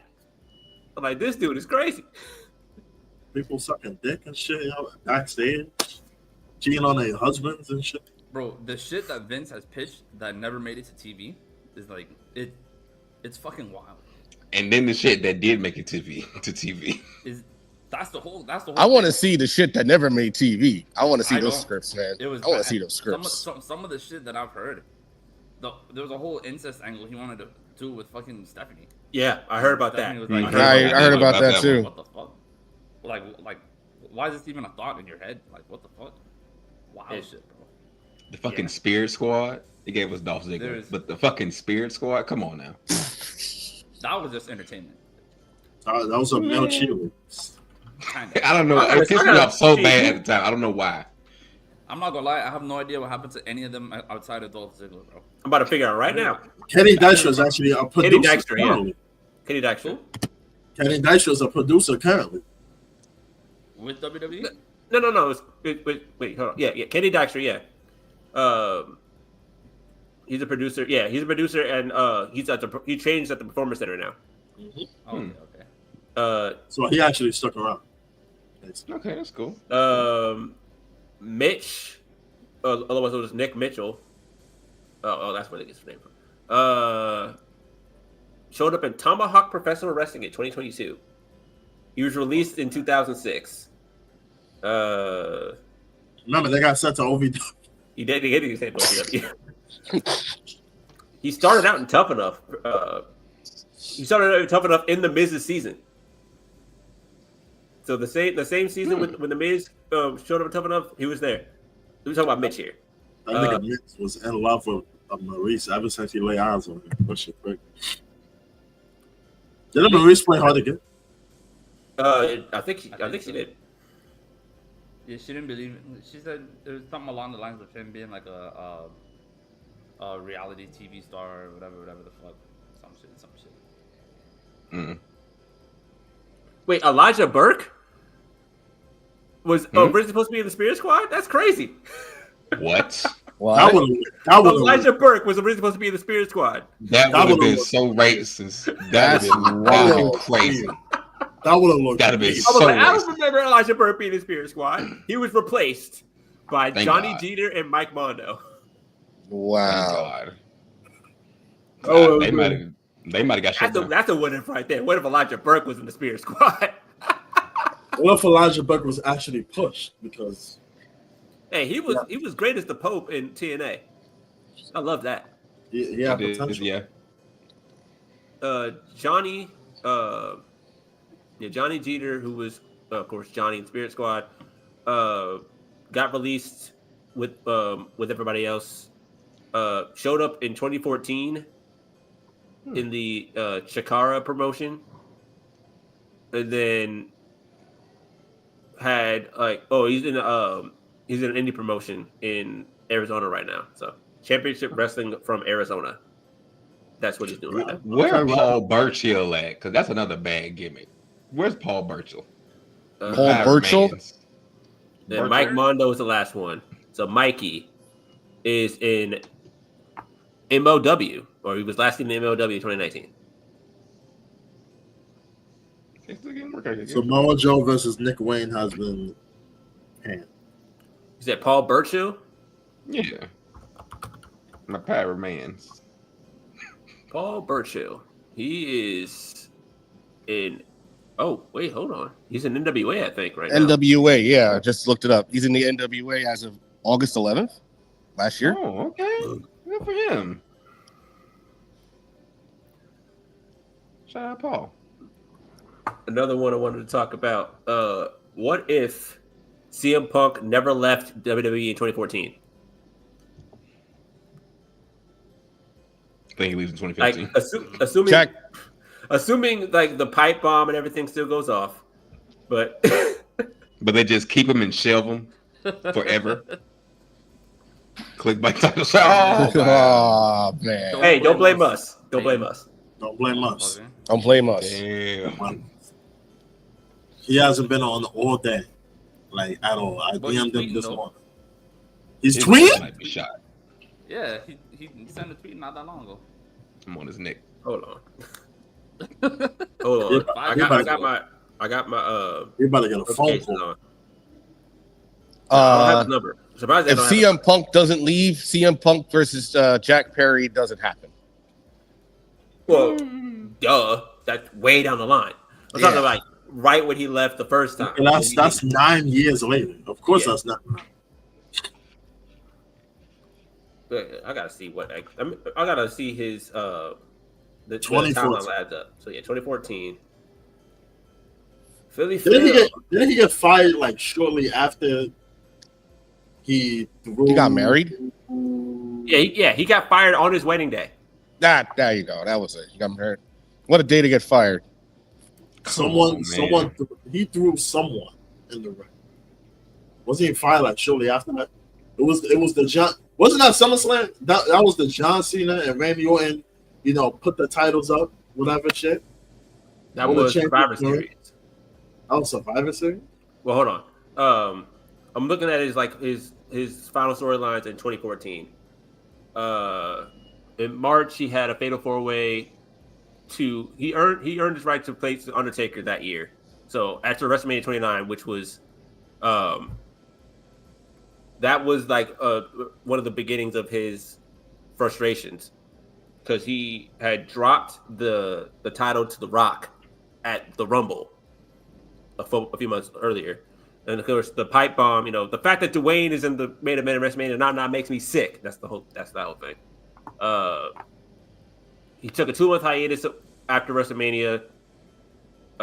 Returned at Payback in a feud against Chris Jericho.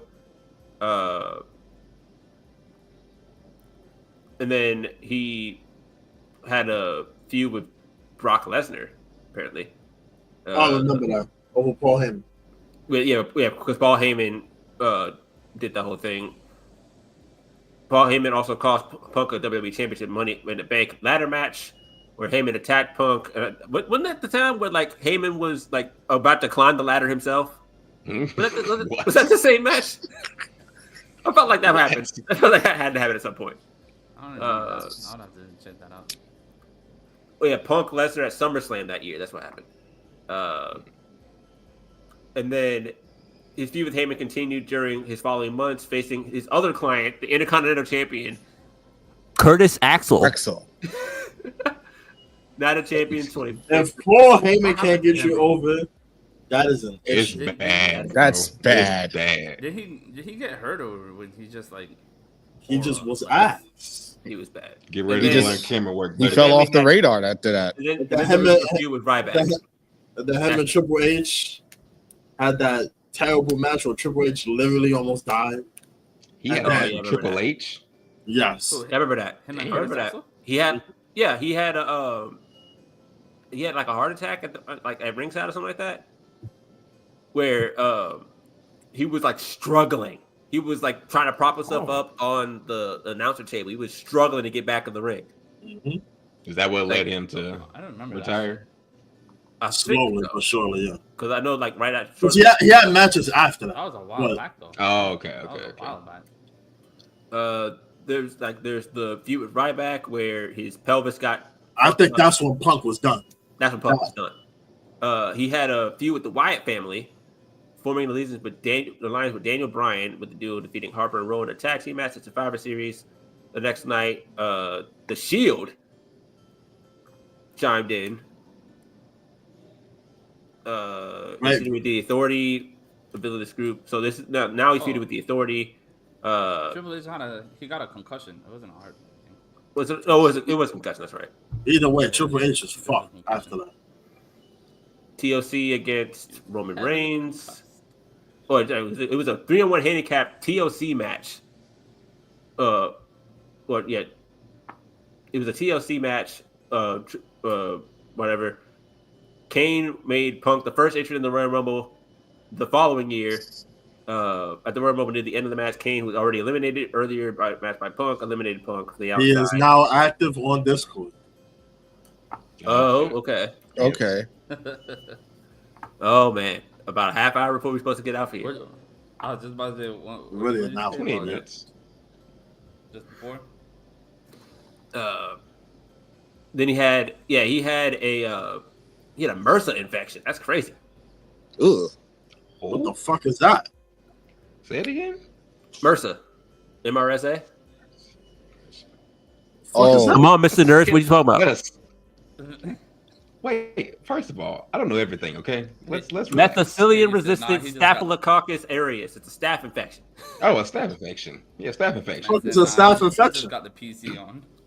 Staph You don't know what a infection staph is infection a bacterial infection. That man on the walking pad doing anything. and it's also resistant to certain Oh, antibiotics. he's in the BC. Oh my god. Oh, He's in the BC. Oh This my is the god. wrong chat. Someone This tell is him. the wrong Nep, one. tell him. I know you in there. Tell him. Tell him. Oh, he up there with Nep. No. Oh my god. No, K-Dub's in there. Actually, hold on. Our Hold on. special guest has Oh, my finally God. arrived. yes, our special guest has arrived. This dude, man. This dude, man. This dude. This dude wanna be. Yo. He ain't beating the Okay, alligator. Makai, if you watch it, I think now is a good time to pop in. Just Fuck Makai. oh, this is about to be a story to tell. Oh yeah. Yeah, he gotta be like, yo, I was asleep all day. I'm tired. I don't even know what's going on. Do I need to pop into this chat real quick? Okay, now Nep is added him in here. This is Yeah. Getting help from all over now. okay. He left the BC. Now he's hopefully going to come in. But yeah, let's continue. What were we saying, bro? Talk about CM Punk if he never left 2014. Yeah, if he never left. Yeah. I think because a lot of what happened with this was the staph infection that he had, where he was upset with them having to he was upset with how WWE had dealt with that. I know the state of. I was the one he was saying he got mistreated, right, by the doctors. Yeah. Mm-hmm. Yeah, but at that point, the wellness policy was terrible for everybody. Disgusting. So, absolutely disgusting. This was another product of just the terrible product of it all. Some motherfuckers get high left and right, taking steroid line. Steroids, painkillers, everything. Them perky perks. Them perkies. Perky perk. He has arrived. Yes. Hold on. You're late. Or not. There he is. Oh, he is. You're late. There he is. Yeah. There he is. Oh, there he is. He mad. You're late. Yo. An hour and a half. Nice. And he froze. Nice. Yo, He froze. And he froze. Yeah. You're good. You're late. My bad, fam. I got. Oh no! I told you. I knew that's what it was. I knew that's what it was. Man, auditioning for The Godfather. I'm a fucking smoker now. I don't know what's going on, bro. 18 packs a day. My shit gone. What happened? I figured that's what it was. You sounded like 5 days of streaming. What you think? I'm over here sound like Snoop on The Wire, but she never died and shit. It's ridiculous. Damn. Jesus Christ. Oh, man. God. Thank you for joining us anyway. Thank you. What? Thank you for joining. Yeah, man, I'm a man of my word, but I'm no voice. I was trying for like an You're a hour. man. You're a man of the marijuana too. That shit is fucked up, yo. Hey, man, listen, it's brutal, man. Hey, man, But we it is had what it to is, rep your man. merch, all right. We had to Man, come up I'm with freezing and shit. My bad. I'm sorry. I'm late. I'm sorry. Like he's supposed to Say say right. 15 packs you a sound day. like not for nothing. You sound like Unfiltered. how I'm gonna be next week because I got 2 wrestling shows back to back. Oh no. To go to Monday and Tuesday, and then Try had a not to podcast scream on too Wednesday. much. Try not to scream too much. It's gonna be tough though, but yeah, it's a lot. It's a lot. Get your Dayquil and your NyQuil ready now. You know what he sound like though? He sound like freaking. I lost my train of thought. Continue. Yeah, just continue. Let's keep it rolling. Let's keep going. Son was talking about old boy in the chat was talking about you and smoking cigars, where it sounded like you never put a cigar down, bro. Bro, I got black lung right now. It's brutal, man. I should have put on my suit for this if I'm gonna sound like this. You do sound like a Wall Street journalist. You'll smoking cigarettes every day. You're stressed out. You might as well. Only thing you need is a little thing to put up next to your throat. Yeah, I'm like Kane and Original Kane. Original Kane. My name is Kane. Oh shit. Jesus God. That's not helping. That's not helping. Don't hurt you. Oh, get you some water. Get you some Poland. Come on. Water outside. So hot tea, brother. Yeah, get you some of that. Don't take that knockdown tea. We don't need you sleeping on the street. No, we don't need no. Listen, I try. You try every time. Yeah, that water. There you go. Water. Come on, man. But yeah, anyways, God. We were talking about what if CM Punk never left in 2014. Yeah. Assuming, now we can move to what Yeah. if CM Punk never left AEW? Was it? Who said that? You throwing that out there? Yeah, that's what I'm throwing out there. Like I had both WWE and AEW. Like I had both of those in my What head. if CM Punk What if didn't he leave never AEW? left AEW? Yeah. Shit. He's cooked. Yeah, that might be it, fam. He in that cage match with Edge. He can fuck around, break his leg too. He washed. He may be back in Chicago. Shit. Maybe. It's okay. I think he'd be hurt. Immediately he'd be hurt. He'd probably tear some. I was about to say that. Yeah, because they were doing crazy matches and stuff like that. So he would have probably been out of action. He'd have tore both biceps instead of. I think he would have won the world title. Got hurt again after eating donuts, and then probably came back 6 months later. Probably faced Darby on top of Mount Everest and then died or some shit. Shit is crazy. God. Darby on top of Mount Everest. Die is crazy. Maybe Larry dies, but I don't know if he dies. Not Larry. You know the amount of No, training Larry, you have to go Larry. through for a match on top of Mount Everest. Darby Allin will have a match on top of Mount Everest. But you can't convince me. they would circle back that the feud with MJF. They would have probably circled that back if he was still there now. But carry that dude. Yeah, it wouldn't hit like it did the first time. To be honest, what is MJF now? I was say, is he still on TV? I haven't seen an MJF tweet in a long time. You know who he's feuding with? Jeff Jarrett. Yeah, Jeff Jarrett. Jeff Jarrett. I saw he was cutting a promo. You He mean Jeff mentioned Jarrett? Owen Son, Hart. not It's Jeff bad. Jarrett. Yeah, it's bad right now. No, Jeff Jarrett, the guy that's retired. Yeah. Oh my God. Oh my Jeff God. Jarrett in 2025. Like what a change. Jeff Jarrett, when he started wrestling, like late 80s. Yeah. Come on, man. This Generation MJF, X. Like, what are you doing? MJF told this dude Jeff Jarrett is the last thing you see before your wrestling company dies, bro. Oh, damn. damn. About the AEW views and ratings and all this other shit. How come? Wait, hold. How come they ain't getting mad at it? See how TNA look. I mean, Didn't they look Jarrett for a start while. TNA, Yeah, they getting it back up, but Didn't Jarrett start TNA though? Yeah, he did. He started TNA. Yeah. He started 2 different companies. It was TNA and GCW, something like that. Damn. Something like that.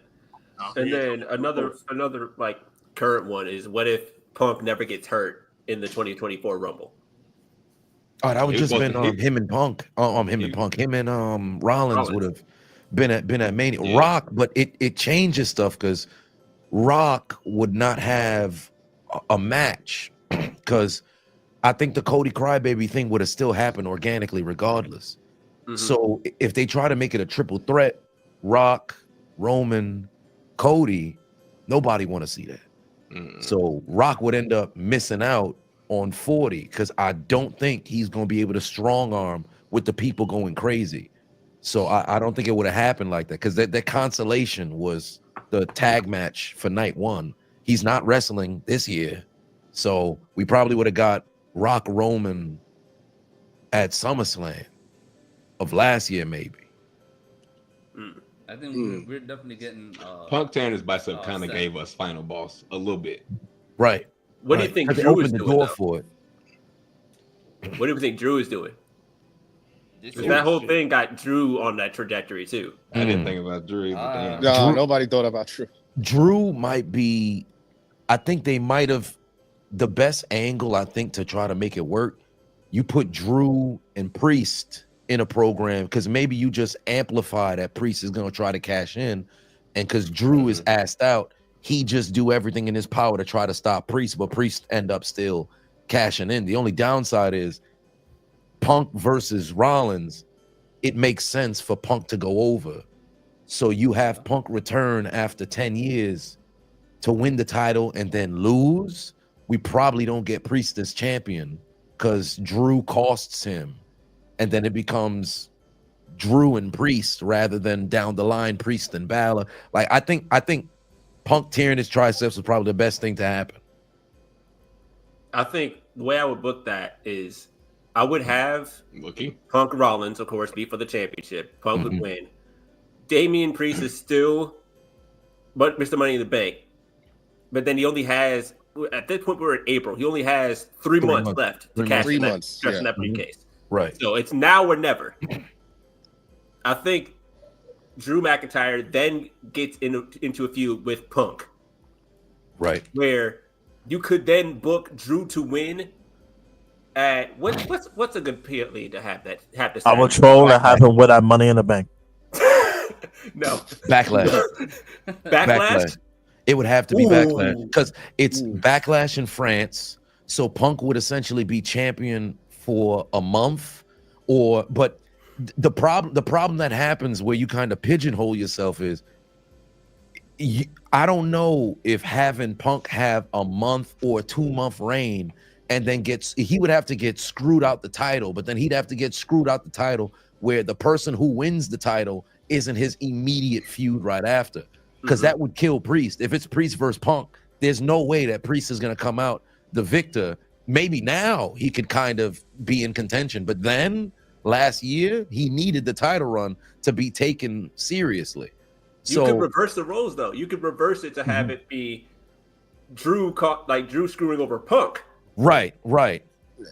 You could reverse that, and then Punk with Drew would still go off as planned, and then Damon would still be champion.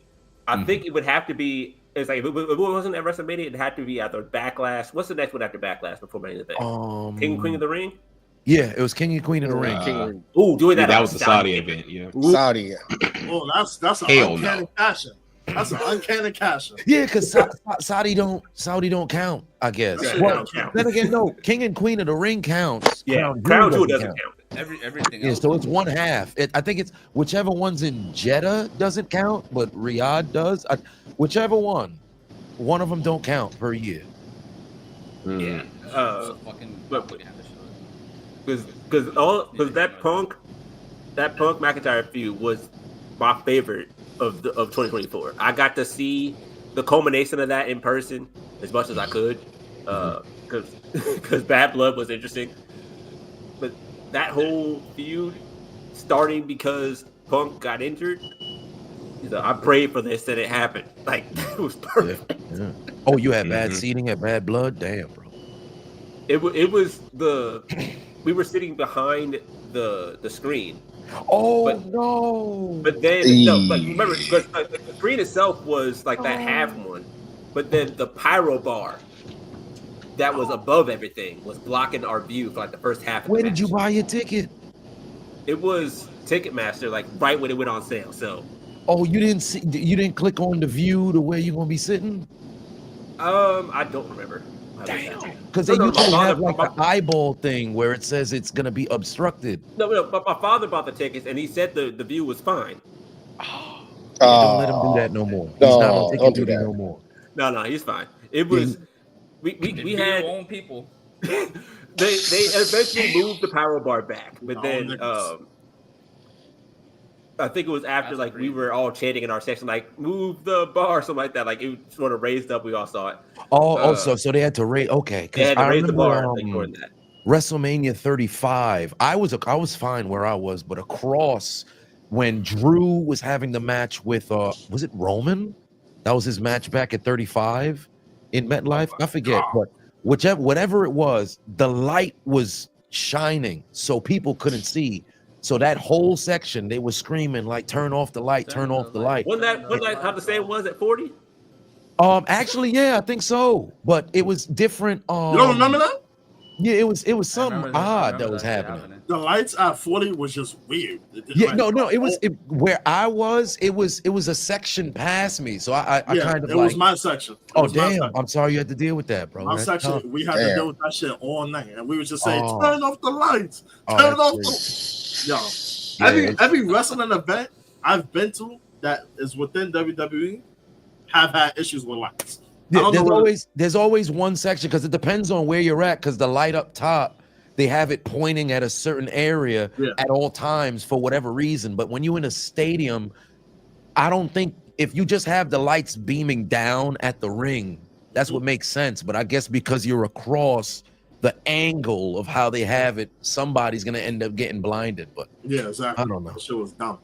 Shit was dumb as hell. You gotta get your clout up, bro, so you can be like Trini Flight dude. Just sit. Shit. That dude's got to be a plant.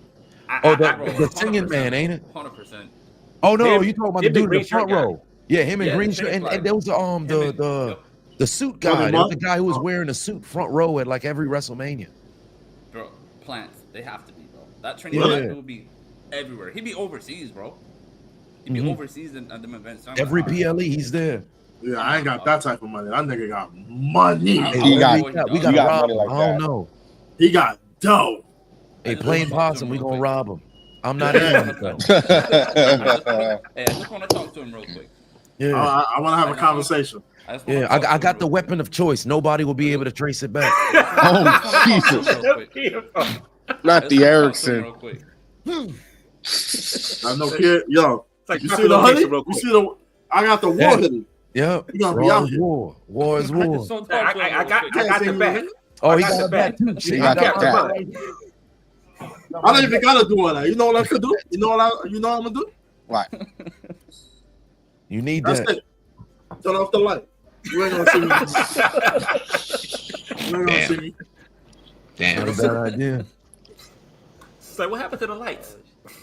So we're rebooking 2024. Well, we're doing like what if scenarios from okay. history. We talked about like what if the Montreal Screwjob never happened? What other ones have we done? What if Santino Marella won the Royal Rumble? Versus That's what started this whole thing. Dorito. Yeah. What if Brock Lesnar doesn't break the streak? Right. Another will be what if the Nexus won? Nexus won in SummerSlam 2010. They should have. Another one we haven't done, which I wanted to do next. What if WrestleMania 36 had fans in attendance? What changed? That when Drew won? That's when Drew won. That's when Drew won. I think the only thing that really changes is just Undertaker and AJ Styles have to have the match. I think everything else you could keep regular, but AJ Styles doesn't happen though. Yeah. Oh, that too, because it's Cena and the heel turn. Bray Wyatt. Yeah. Yeah. Okay. But I think they would be able to actually have the match. It just the cinematic experience was cool, but I think they would just revisit the same match. Cena obviously loses because he needs that streak of since 2018. But yeah, I think probably it would just be a matter of Undertaker's performance against AJ Styles. And in my opinion, I think it would have messed around and been a banger because Styles is pretty much this generation's, well, last generation's Michaels. So I think he would have been able to work well enough to give Taker that final match performance that he was looking for because he was chasing the dragon for 7 years. Yeah. Because that Saudi shit was... Never happened. I got a great question. So who's this generation? Well, this generation? Oddly enough, I think the in-ring work, still it's supposed to be Seth. It's supposed to be Steph, but he's under Roman's shadow at the moment, rightfully so, because Roman, you can't deny what he's been able to do since becoming, what he became in the pandemic. But I think Seth now having Punk and McIntyre might be able to bring that out of him. Because you look at 2019, that title run was god awful. It was terrible. And had he not gotten hurt in 2015, he was just really starting to develop the character. He was being a bad guy. Yeah, everything was. And who was it on Kane? I forget who it was. It was Kane at a house show. Was it a house show? Yeah. So if he was able to stay healthy, maybe he could have developed to where Roman doesn't get to this point. But it's supposed to be Seth, in my opinion. What do y'all think? I think Seth is a good choice for this generation's Michaels in terms of WrestleManias. Like, are you talking about like as of like Mr. WrestleMania or like all of like overall performer, like everything? I think it has to be shit. This is a good one. This is a very good. Because Seth is one of those on the mic, he got it. In the ring, he got it. He's one of those rare talents where he could lose, and nobody's gonna say, "Oh, Seth is buried. He's done." Blah blah blah. Whatever. Like, people will still say that. Well, because they're stupid. Yeah, but, the IWC. IWC. I mean, outside of Seth, that kind of style. Yeah, like who can you say outside of Seth? Honestly, even from a personality standpoint, because Shawn Michaels was doing a lot of the stuff that Seth Rollins is doing now, especially with the way he dresses, right? When he behaves. So I went back and seen a bunch of Shawn Michaels' work in the 90s and stuff like that. He was looking just like Seth Rollins is like the other day. I was like, that's a nod to that, and to go from, especially if you're going from AJ Styles to someone now, like I feel like Seth Rollins is there.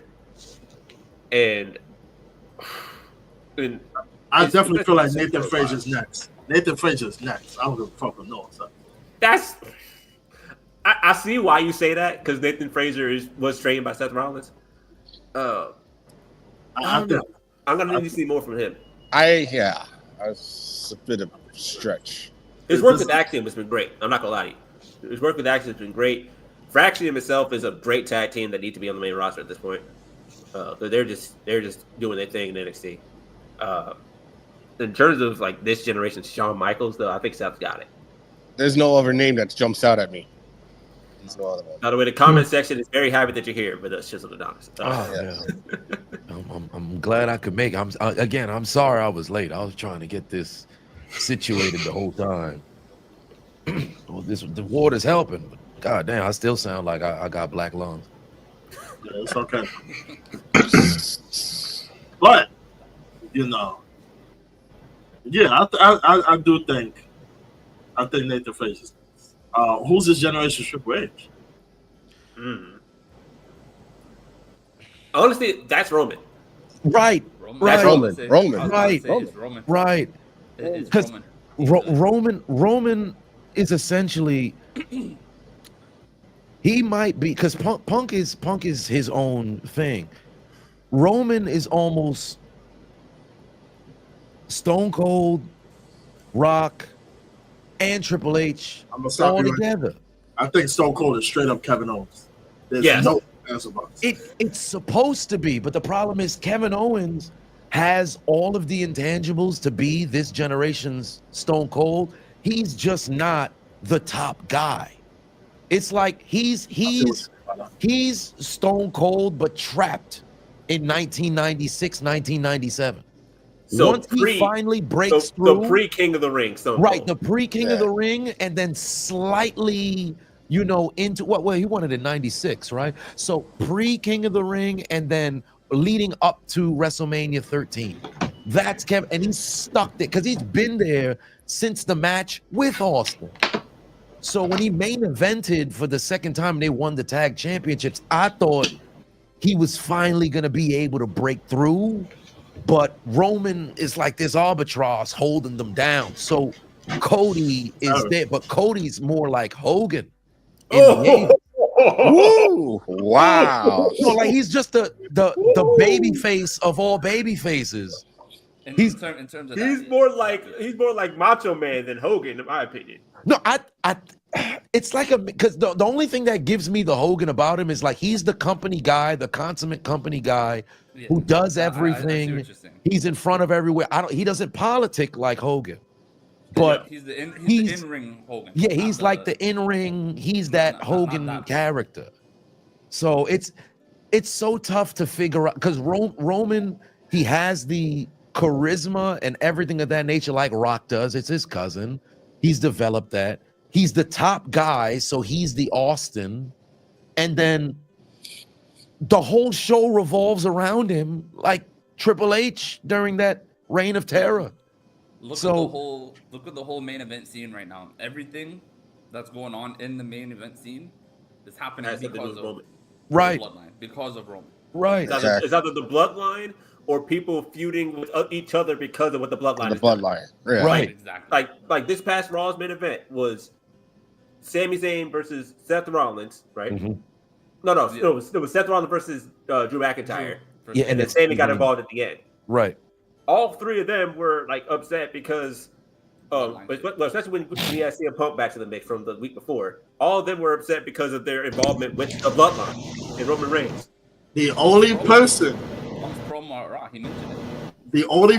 that is not affected by the bloodline is the world heavyweight champion. That shit was crazy. Yeah, only one. But he's being overshadowed. Right. Jay, he's going against Jay. Yeah, he's now you make a good point. And he mentioned the bloodline with Jay because how could you not? But I think because he's not involved with Roman, it's actually a problem to his momentum as a champion because when he was IC title, Gunther, nobody wanted to miss the segment. You always wanted to see the matches. Now he's barely in the ring. Granted, you're a champion, but you getting overlooked. He wasn't even on camera the premiere. During the premiere. Like you were supposed to be the champion of the brand, and you're getting overshadowed by Tribal Combat and CM Punk versus Seth Rollins. This is the same thing that happened to Swerve, by the way. As soon as you become champion, you get overlooked because of something else. It's tough. I definitely think Gunther deserved to be champion because of he was coming right off of that IC title run, and then he became King of the Ring, and then had a feud with Randy Orton in his back pocket, just waiting for it. So his matches haven't been bad. It's just that everyone else is just bigger than him right now, and he's working harder to prove that he is the champion. And even when he's on camera, he's like the last few promos he's had. Right. You're absolutely right because his last promos were great. His matches aren't bad.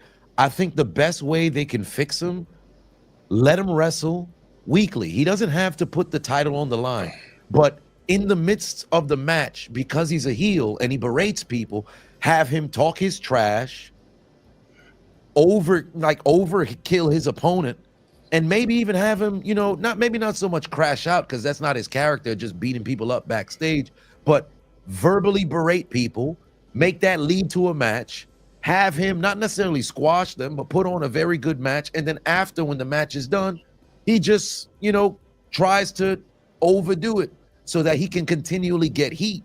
Because if you're going to give him, let's say, 10 to at maximum 15 minutes on TV, he the world champion. He got to do world champion stuff. So he can't just be, oh, I'm on TV. I'm doing the same thing that Braun Breaker's doing. Because really, Braun Breaker's having a bigger impact than Gunther is. And I'm liking that, except he did that with Sami Zayn and lost.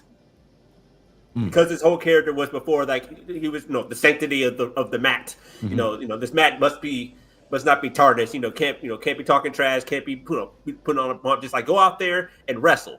And when as soon as he broke away from that, he lost it. But right, but at the same time, you're right. You're 100% right. I guess the only caveat was because he dropped the title, and then after the fact, he had no real interest in the belt, so he just moved on from it. I think the only way that he can do this kind of stuff and get away with it, per se, to where he doesn't lose it immediately, is where he wins the match. So they just book him to go and win. Because I think if he did all that to Sammy and he won the match, that's pretty much ends the chapter of Sammy. But then it opens the door for Gable, who should have won the IC championship. But it would open up it'd make Gable's win that should have happened that much sweeter. But I just feel bad with what they're doing with Gunther right now. I'm being patient because we're in Mania season, so I'm hoping after the Rumble things can pick up. But it's really sad that your world title isn't spotlighted even higher than, like, it doesn't have as much buzz as the IC championship. Because I can tell you right now, the casual wrestling fan who tunes in, week by week or maybe bi-weekly, they probably couldn't tell you who Gunther's opponent was if you didn't see a segment of Jey Uso in the ring with him. And involved with Gunther's run as champion, I know that he's a heel, and I know that shenanigans are bound to happen if a heel is meant to retain the championship belt. To my knowledge, only one of his matches, actually, only two of his matches in title defenses he's won clean. Because he beat Damian Priest at SummerSlam after Finn Balor got involved. Right. Which, of course, he wasn't working for him, but his ops had other ops to work with. Then he beats Randy Orton at Bash in Berlin. I think that one was clean. Yeah. Of course, it's Berlin. Gotta do that. He beat Sammy on Raw in October. I think that one was clean. The next two involved Damian Priest and Finn Balor again. Because at Survivor Series, Finn Balor got involved again. And then in the triple threat, Finn Balor was already involved, but it was a triple threat. So Gunther won anyway. It's definitely not as dominant as an IC championship run was, which it doesn't have to be. But if you're going to build up a dominant champion like Gunther, I would expect dominance. I would expect at least something like that. There's still time to come because he's only been champion since August, so I don't see him dropping it anytime soon. But if he does, you gotta have to build the opponent up. You do? To who? You don't want to hear that from me. Come on, say it. No, not say it. You might as well. Not John Cena. The Cena? That's not the title. That ain't it, brother. That ain't it, brother. You don't want to hear from him. Doesn't work for us, brother. No, I think he's if Cena doesn't go for Cody, which I think he's going to, Gunther's probably facing Seth at Mania. Gunther's going over. If they don't do the whole Punk thing. If you include Punk, Punk is winning. Fatal four-way with Drew, maybe? Yeah. That would actually make sense too. Punk is leaving Mania as a champion. I don't know if it's going to be WWE or World, but I think he's leaving Mania as a champion. If it's a single match, Punk is leaving champion. If it's a multi-man, I think they can swerve everybody and have Gunther retain. I think because if it protects everybody and they won't lose their steam. Like I think if Drew loses at Mania, and he's in the title match, it doesn't hurt his character. If Seth loses, it doesn't hurt his character. I think if Punk loses, and this is the main event, was it about winning in the main event or just main eventing? So then it kind of can hurt Punk in a sense. For Gunther, if he loses at Mania back-to-back years, of course, in the grand scheme of things, like you were the champion since people anticipate you losing the title. But if he were to defend it, I think that really emboldens the championship run and gives him that rub that he had with the IC title. So that opens up the door. So does he lose it at SummerSlam? I think he loses it before. I don't think he'd be a champion for a year. I don't think he'll be I think he would be the perfect person to get cashed in on, because I think Cody is going to lose the title and just get pinned. I think you can get the title off of Gunther with either a multi-man match, or you have somebody cash in on him. Because the only other time I think you could take the title is at Elimination Chamber, but that won't work because it's the pay-per-view before Mania. So then what would be the plan for Gunther? So I think either you have him retain and get cashed in on, or if you have him lose the title, then it's got to be a one-on-one with Punk. Now, my thing is, right, if you have this is gonna be hard, because in my opinion, if he does not lose it to Punk or one of the old motherfuckers, he's losing it to either one of two people, and y'all know who these two people are. He's either losing it to Braun or Ilya. One of the two. Not Ilya. Ilya versus Gunther doesn't need the title. Doesn't need. You the don't title. need it. Right. No. Don't need the title. And I think for Dragunov, he's already training to come back, bro. Right? Yeah, he's a madman. But I think for him, Ilya's match, if I'd highly doubt he's going to be healthy for Mania. But let's say there was a miracle where he could be at Mania. His match is Braun. I think his match is Braun Breaker. It has to, because if you put Ilya to the main title scene, I think he's going to end up failing because the people might not be ready for it. Those of us who saw him come up, we ready for it. But I don't think the populace, because he's just coming back, is going to end up falling flat. There's going to be a cool moment in the moment, but then after the fact, people are going to end up turning on him. That's a good point. I think he needs he needs a good IC title run, probably like 6-7 months. I definitely think Braun is like the main subject to be next for that world title. If none of the old guys win. Don't forget, Braun Breaker challenged Seth Rollins for the World Heavyweight Championship like a few months ago. Well, not a few months ago, like a year ago. On NXT. Yeah, NXT. Yeah.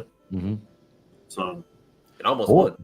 That opens the door for who's gonna be in this is true. in Money in the Bank, because I think Money in the Bank is will probably be the coming out party for Carmelo Hayes, but because he desperately needs something. But I think the best way to position a bunch of different people is that Money in the Bank. So now you could have that breakout star, because that's what it was supposed to be for. So I'm just hoping that's the case, because it's going to be bad if you have all of the older guard in all these positions for those titles, and then you got the young bulls that's coming up, but they don't got no matches that have interest. So it's going to be very interesting to see how they're going to book out Mania, because there's a lot of guys. It's going to be weird seeing who's in the Money, because honestly, I can't even say who's winning the Women's Rumble right now. So the Women's Money in the Bank, the Rumble. The Women's Money in the Bank is going to be even harder, right? Because if you ask me, the Women's Money in the Bank winner, this may be blasphemous. This may be crazy, but if you give Zoe the Money in the Bank briefcase, you can convince some people that she could be better than what she had. A great performance. Like, it wouldn't be her first time being in the match either, because she had a great performance in the last Money in the Bank match she was in. I'm just saying.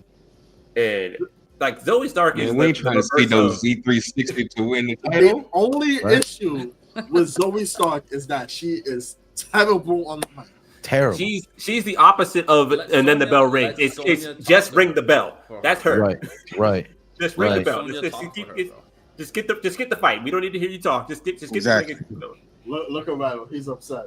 Listen, man. She need a mouthpiece, somebody who could. But the problem is, her and PFC, unless they make them run roughshod on the women's division like they did with Damage Control, it's gonna continually fall flat. I think that's what really pigeonholes Zoe Stark.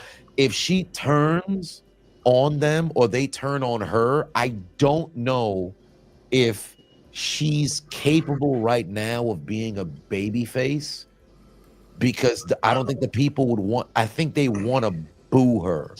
So that can protect her from being on the mic, because she could just go and crash out on people.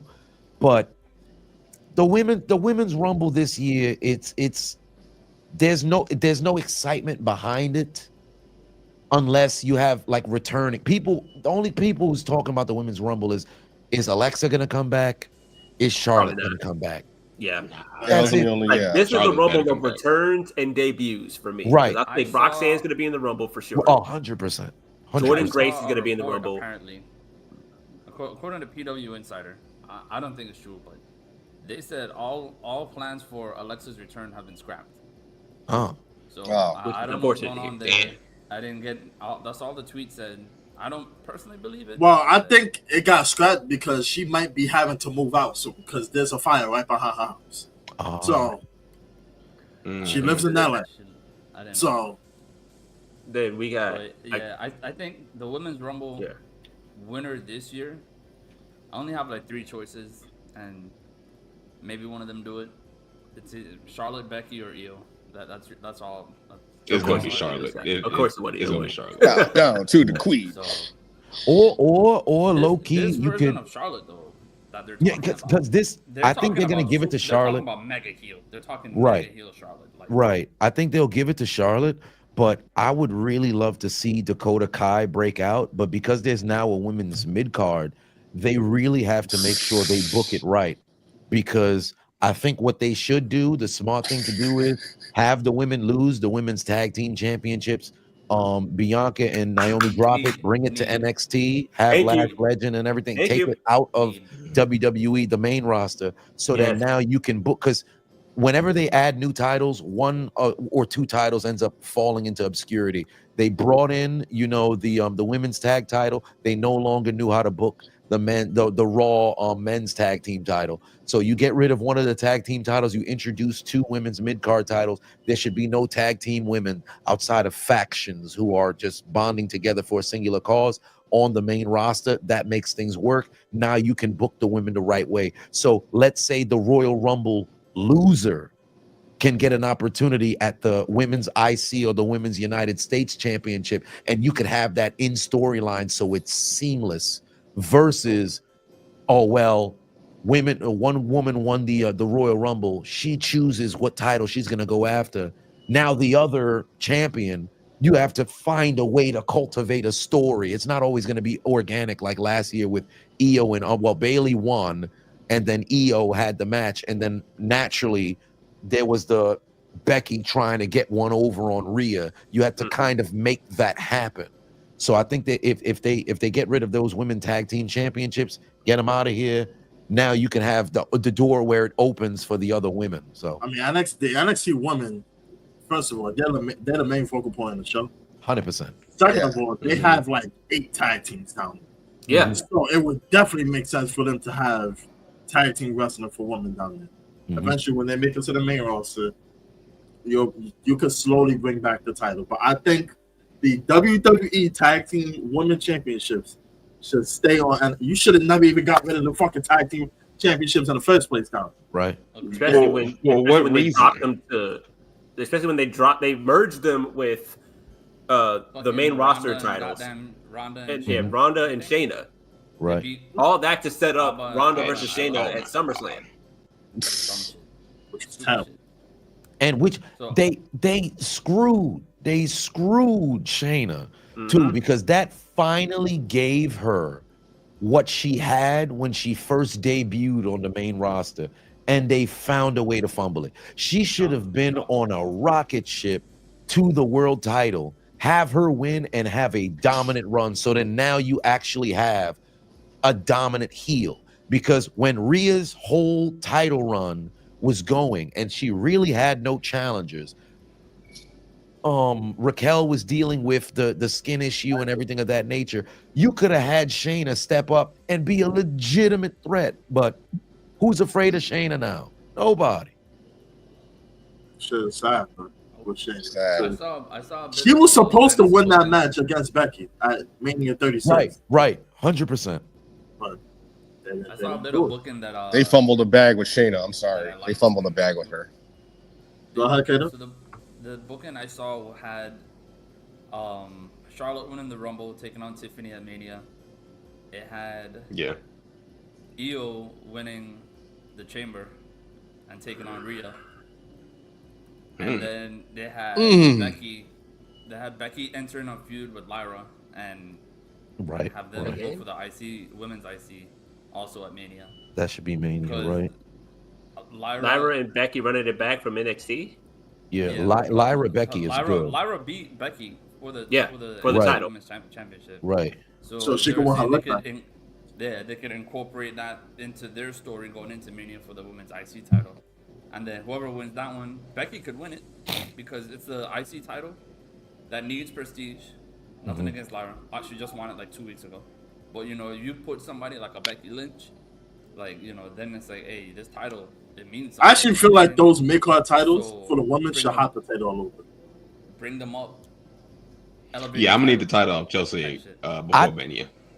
I think maybe if you have Lyra beat Becky at Mania, that it depends on how they do the feud.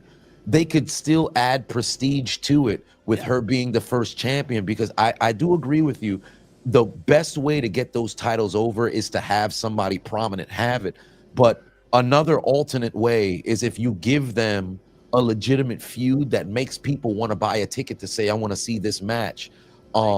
So that's a possibility too. I think the women's matches that are projected that you said are all fire, but I'm just a little concerned for Io and Rhea and how they can try to create a feud that will make people really want to tune into the match, because Io's no longer heel. So she's like, you want to cheer for her, and people don't want to boo Rhea. No. So if it's just a matter of, it's a test of who's better, then I think that works. I think maybe the best way they can do stuff like that is they've tried it in the past where you have these very odd kind of tag team matches, or they have a feud where they both have common enemies, and it becomes one of those trying to one up each other that leads to getting into the match, because they just have to position the feud right. Because I think this is going to be a jam-packed Mania where every match is going to be a banger, but the problem is not every feud leading into the match is going to have interest, and then you can have something where it falls flat. Well, the thing with Io and Rhea is they've had a feud before back in NXT for the NXT Women's title. Mm-hmm. So I would do some callbacks to that feud to see who's really keeping up. And that could add the fire. This dude says that could add the fire to the match, because I definitely think that both of them should go in as faces. Mm-hmm. But they should be able to easily take jabs at each other. Yeah, but then the problem is what WWE almost don't want to acknowledge, especially when time has passed. Because if you think about with Rhea and Raquel, we thought we was about to see the NXT feud between Rhea and Raquel, and we ain't get it. So I want to be. We ain't getting a fifth of that shit. Right, we ain't getting enough. The watered down version. I'm just hoping that if they do go that route, because you have I don't want to say unlimited, but you got a good period of time on Netflix on Raw that you can go and book there. You've got a 3-hour SmackDown until what, May, June. So you got time to really start to plant the seeds now to lead to where it's at reaching a fever pitch come Mania. So I got a name that no one has said yet. Bianca Belair. Her and Jade. Bianca Jade puts that to SummerSlam.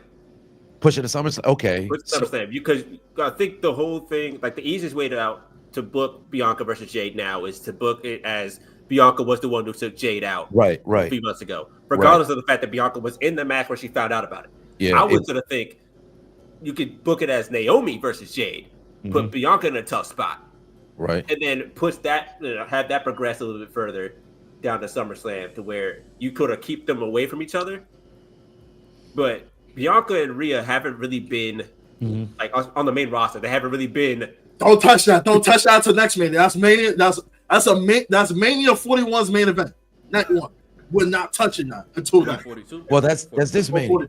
42. My bad. Yeah. 42. Yeah, okay. We're not touching that until to the supposedly Nola WrestleMania. Well, that depends for the main event, because I do agree. I think that is something that warrants the main event, but then you still got to take into account, Rock playing a role. If Rock Roman ends up getting approved, there's no way he's not going to politic his way into the main event.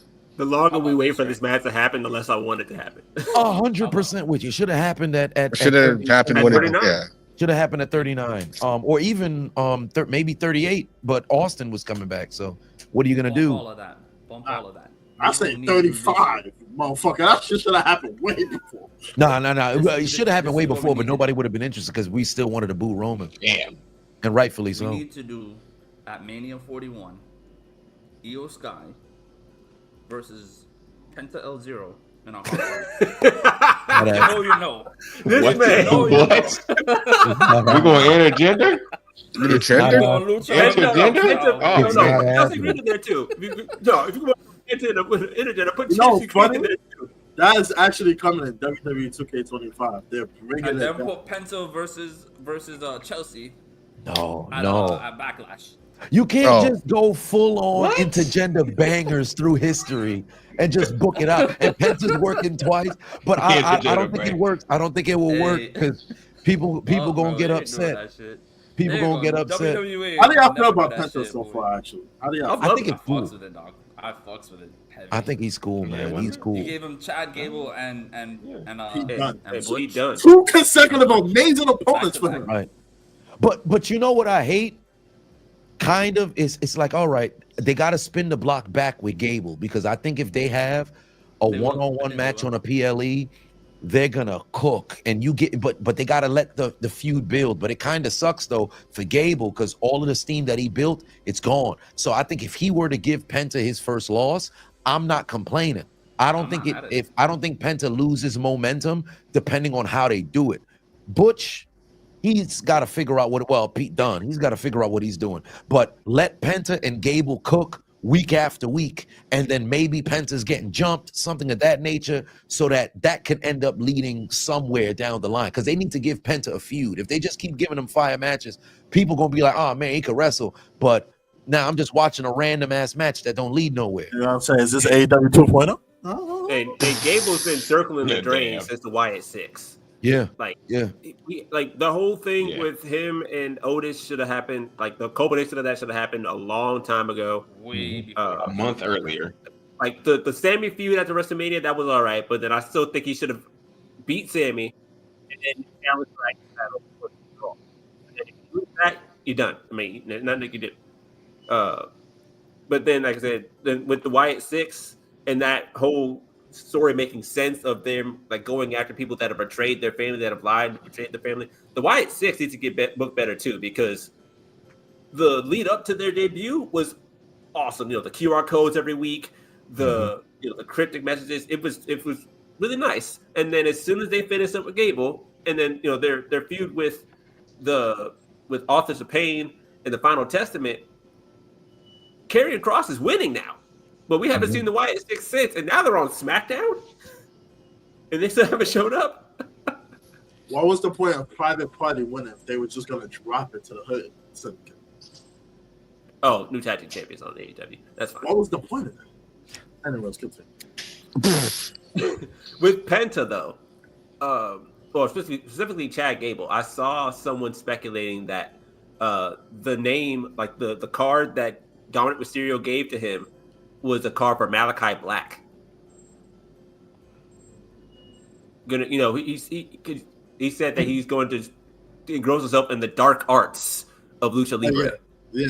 And dark arts was like Penta's thing. Oh, not Penta. It's Malachi Black. Or Alistair Black. I'm not sure what his name is now. But of course, he's connected to Lucha Libre because that's Zelina Vega's husband. I could be wrong. I don't know what's going on with that. But if you, I'm definitely all for like spinning the block with a proper Gable versus Penta feud, especially now that Gable is just feuding with Luchadors apparently. Where's Dragon Lee, by the way? Maternity leave. Oh wait, what? Dragon Lee's having a kid? Oh, congratulations! I didn't know about that part. He having a kid? Damn. He's on maternity leave. Oh, paternity Kid getting born with the mask on?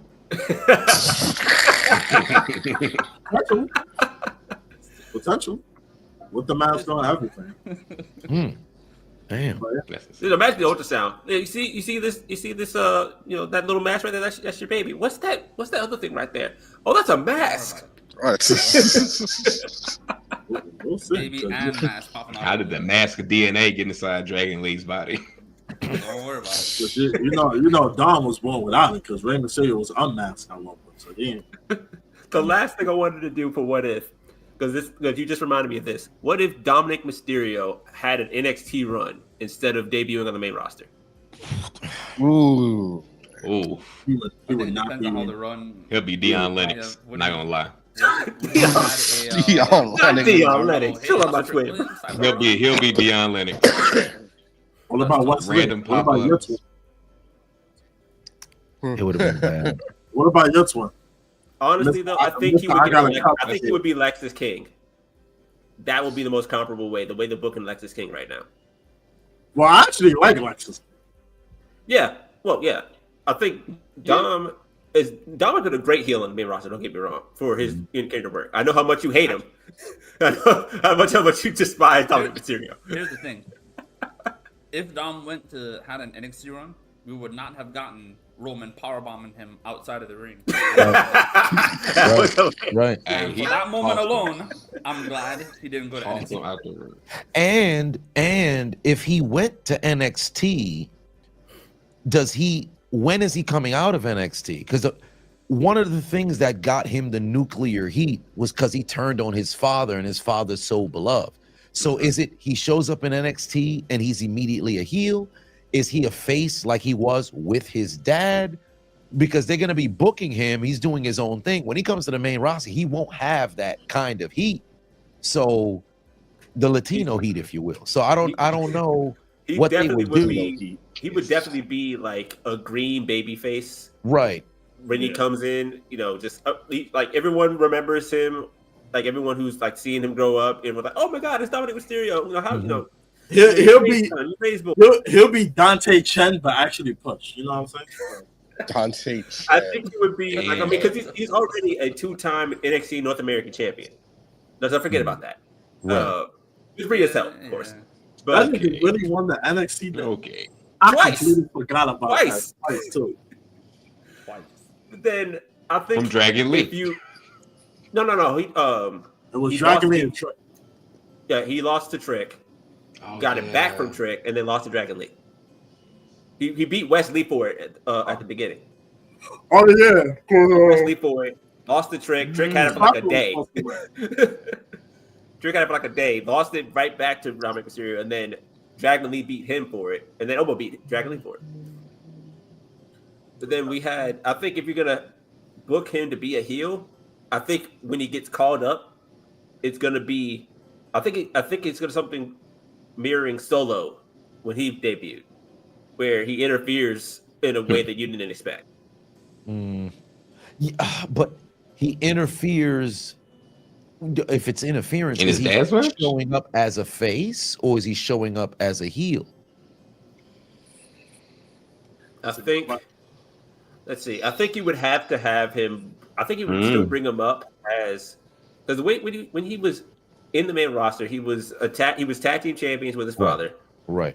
Feuding with the Usos for a little bit, and then Judgment Day got involved, and then that's what started his arc to becoming a heel, where he turns on his father for teaming with Ed instead of him. I don't think if Rey Mysterio if Dominic Mysterio has an NXT run, I don't think we get the Rhea Ripley version. I don't think we get that version of Rhea Ripley at all. Right. Okay. I can see that. Yeah, I don't see mommy being like. I still think she's in the Judgment Day, but I don't think she's referred to as mommy. Or is that because that's the whole thing where she was breaking the internet every week. You know, people were like, no, Because remember, at the beginning of the Judgment Day, she was like, okay, she looked cool in this golf gear, whatever, you know what I'm saying? Then, you know, she turned up. You know what I'm saying? She started choking Dom out with her leg. Everybody was right. like, On the turnbuckle, it was like, hold on, wait a minute. Everybody was Dolph Ziggler. Yeah, some people were saying I volunteer. It was starting to get crazy. Oh, see, there it is right there. See, man, was volunteering. So I can't even hold you. I mean, it was very alluring. But I think if Dom comes, he would still need, I guess, to show up on the main roster, get ingratiated with the populace, being alongside his father, and then he ends up turning. That's the best way it works. But I think him not going to NXT might have been the best thing that happened to him. But if he was in NXT, we would have saw some very good ring work. But I don't think he would have been unlocked like he is now. And they low key starting to flop with him because they got to let him break out from the Judgment Day. I think him and Finn need to have a program. And what kind of sucks is Finn's gonna lose. But yeah, Finn's just taking all kinds of L's. And what's crazy is it's like Finn is losing like Dolph was losing in 2013. But the downside is at least the people turned and started cheering for Dolph. People like, Finn lost again. They doing him dirty. All right, let's go to the next segment. So it's like we feel bad for him, but we don't care enough to like hijack and be like, nah, we want to see this guy. So I don't know. I think they're doing the thing where they give Finn all these losses and then they like rebuild them up. So like, but the rumor mill was saying that he's supposed to be getting pushed at some point this year. Finn Balor. Finn Balor is crazy. Finn Balor is Finn wild. Balor. Oh, geez. Wait, if he's gonna get pushed, he's gonna get pushed as a heel face, because Judgment Day is gonna die. That part. Push him as a baby face. I think it's going to be a face with still the same antics as Judgment Day Finn, but he's going to be a face. Rhino, it is. I think they got January 22nd. Wait. I think though another what if situation We're too. 3 weeks in. Relax. All right. Another what if situation is, of course, what if Finn Balor doesn't get hurt when he wins the Universal title? Oh man. That's the ultimate what if. That's the biggest what if there. Oh my God. I think he won it at SummerSlam. Yep. And Did then Brock take it? I say Kevin Owens. Kevin Owens. Kevin Owens. I say Kevin Owens doesn't win. Right. I say Finn has a lengthy title reign. He loses it to Samoa Joe. I think Samoa Joe does get the title. I 100% agree. Samoa Joe never won a major title in WWE, did he? No, he never did. And I think also, because if you remember, it was Kevin Owens who ended up becoming the champion. I think they probably drag out Kevin Owens and Jericho. Probably they won't get that main event spot like they wanted to at Mania. But they wanted to open it. They wanted to open the show. They went on second. Right, they went on second. I think that feud, because it doesn't have the title, they probably could have delayed the breakup and they could have ended up main eventing like SummerSlam without the belt needing to be involved. Because they were on fire. They were like the best thing going on television. So do you think Goldberg ends up winning the title at all at this point? No, I actually don't. I actually don't. Goldberg. Absolutely. I don't. Because low key, they can end up doing it and then him beating Finn. But then the problem is, I know Vince redacted had problems with like smaller guys, so he probably would end up booking Goldberg to win. But in the grand scheme of things, looking back, hindsight being 2020, Goldberg should have never touched that title. They should have just kept Goldberg, Brock. That's his only feud. There was no reason. Now, do you think the Fiend wins it sooner? No, I don't think the Fiend comes around until like when did the Fiend come around? 2019. The Fiend beat Goldberg for it, if I'm not mistaken. Yeah, before. No, I was way later. That was way later. Fiend, yeah. You're thinking 2020 with the Fiend. Because he was the one who changed it from the red belt to the blue belt. Yeah, because it was Yeah. originally red. Mhm. It became blue when it moved to SmackDown. when it moved to he moved SmackDown to in SmackDown. 2019. No, 2020, around that time. 2020. Because Right it was before still Roman came red. back, It was right? still Remember? red for when Brock had it for over a year. It was still red the whole time. And then even Mania 35, it was still red when he lost it to Seth. Seth had it red the entire reign. And then it then turned there was blue 2020. I think when it was right before It was right before Roman came back. right before Roman, because when Roman beat before the Roman Fiend, it came was back. blue, and then it was blue through and through after that. So, but yeah, if Finn never got hurt, man, so many different things would have happened. But I think he would have still ended up getting screwed. I'm just happy that the Demon been off of television for so long. People are yearning for it. So when it comes back, it's going to be a moment. The only downside is they got to be able to book him right. The Demon has lost like his last 2-3 matches though. He lost not have to Edge. lost to Yeah, Edge but it's last been year. so long. He did not need not lost to Edge last year. I The last low-key time we think- saw the Demon was 39. Why? I low-key think Edge was politicking backstage. 100%. Oh, there's politics involved. In these feuds, and the Edge way did that not he need to was win that winning, feud. Demon. no. Bro, it was This man had his worthless fucking to head have split Edge win. open in the middle of the match, bro. You would be awful and be like, you know what? Maybe, because he wasn't gonna do anything. Edge wasn't gonna do anything, and then he left. Like, Finn not even should how have long won after that. He did not need to be Sheamus at all. He did not. Did he need to win the Rumble? Sure. That was his return after was his like return. that the return that no one saw coming. Right. No, that was 2020. The 2021 Rumble he won from one. Oh man, that Oh, that's right. So sure, I guess. Adam Hogan. No, but him winning the Rumble, I think it worked because he ended up he relinquished the title. He never lost it, so he was trying to get it back. Low key, people really wanted to see him win. In the grand scheme of things, it was good that he lost, so we got that Roman run. Although it felt kind of, reign of terrorish towards the end, but we come to appreciate that long run because it really brought a whole lot of prestige, to the title. But Edge, it was a failed return, I think, because I think had the pandemic not happened, he had the greatest match of all time with Randy Orton and all of these different stuff that was going on. I just think it was a bad time. I think if Edge came back 2017, we could have had a better run with him, but he wasn't cleared yet, so I don't know. I do think it's the Judgment Day help put over the likes of Damian Priest, and especially Damian Priest, because Damian Priest, from his work in the Judgment Day to now, has been a main event star. Right. He's proven himself, and without that opportunity from Edge in the Judgment Day, I don't know that we get that.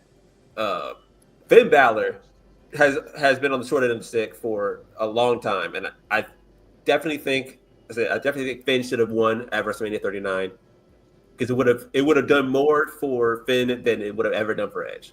Yeah. Especially since Finn Balor you could even cement him as being like the leader of Judgment Day after that, especially with all the stuff they did to Beth leading up to that. I remember the concerto to Beth and Extreme Rules. Mm-hmm. That was like match. Yeah. It's like, how do you book a feud like that and then have Edge go over at the end? It's fucking weirdos, man. I know this is weird. But what do I know? I'm not the booker. I'm not. Yeah, exactly. We ain't bookers. You know what I'm saying? I'm not Jim Cornette. I'm not them guys. So I don't know what the fuck I'm talking about. Jim Cornette. Jim Cornette. The fact that I learned that Jim Cornette got fired because he smacked Santino, it's crazy. I just wish they had it on camera. He legit smacked. At this time, Santino was Russian. Mm-hmm. He smacked Santino on OVW. He got fired. Mm-hmm. Wow. That's crazy. But yeah. Any more what ifs, guys? This is not really a what if. I just wanted to put it out there again that it still fucking sucks that we never got the Demon versus The Fiend? Oh man, yeah. That's a missed opportunity that we can never my get back. fucking heart every time I think about it, man. Like you can do it you can do it in 2K, but that's it. Yeah. That's it. Yeah. It's not on the same level, but it could have been if Bray never passed. But and of course Finn never lost the demon. But man, that could have been our Taker's thing. Yeah. Yeah. Yeah. Now we got to rely on Uncle Howdy versus. It's never gonna happen. Uncle Howdy got a lot of work to do because every time you see the Wyatt Six, only thing that you really think about is Bray. They gotta break out and do something. I think the best time to do it, because first off, they need to be a heel faction, but people don't want to boo them for obvious reasons.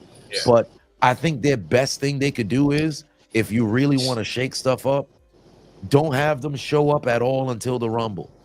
Don't even have them be in the Rumble. Before the big 12, 13 participants in the Rumble who actually gonna, be there at the final part of it, have the ring fill up with a ton of different people. People is fighting. Wyatt Six hit the ring. They eliminate a ton of people, but then the people who gotta be, who actually can potentially win it, they get beat up, but they're thrown through the middle rope, the bottom rope, and they just, almost like the Nexus, they run roughshod on everybody. Just beat everybody ass, and then you leave. So that way you eliminate, the people who nobody really cared about, the people who people do care about. Maybe you eliminate just one, but they're still around, but you beat everybody up. Sami Zayn? I think they should eliminate Sammy. Yeah, the people are going to be behind Sammy. You get rid of Sammy because people want to cheer for Sammy. It'd be cool to see Sammy win, but Roman's in the match, Seth's in the match, Punk's in the match, McIntyre's in the match. Everybody else who's in the match, they got more rub than Sammy. Cena. So, yeah, Cena's in the match. So Orton's gonna be in the match. So it's best to probably have a situation where they hit the ring, they beat everybody, and that's how you can get them over as a heel. And now you can really get to have Uncle Howdy try to go out there and break out. The last one I wanted to talk about before we sign off for today, because we are well past our normal timing, but I'm having a good time, so we'll go exactly. Day 1, 2022. Oh my God, the dominoes. Oh man. Brock Lesnar. The scheduling of Day 1 caused the cancellation of the TLC event. It was held in Atlanta, so there's that. I wasn't even watching during this time. This was right before I started watching again. And from what I can understand, this was Day 1 of 2022, so like just on the heel of 2021, where Roman Reigns tests positive for COVID. It has to miss the event. Mm-hmm. And this, I'm trying to see.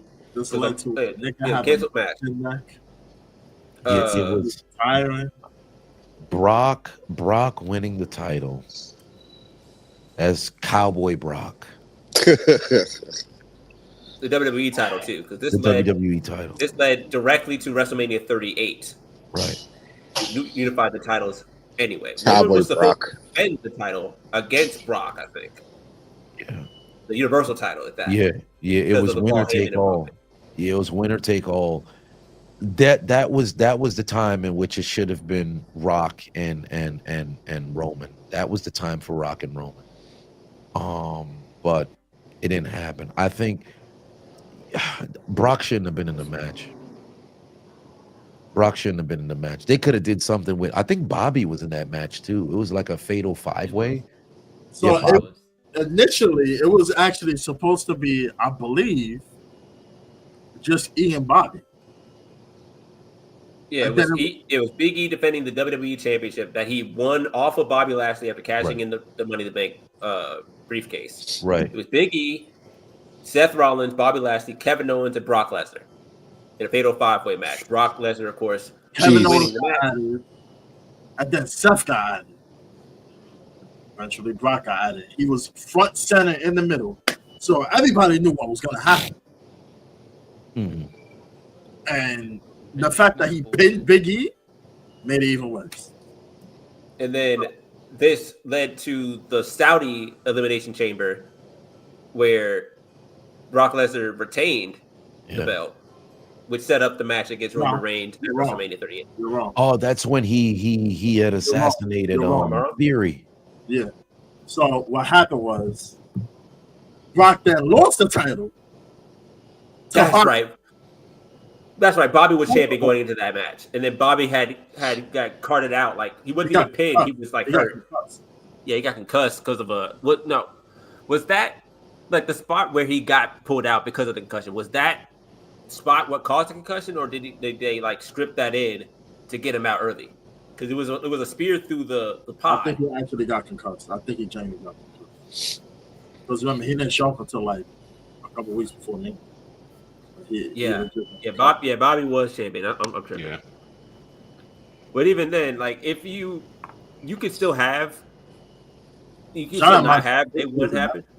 But if you have Lesnar versus Roman for the Universal title alone, have Roman go over, and then have Brock do whatever else he wants to do at WrestleMania 38, and then have The Rock come in for that.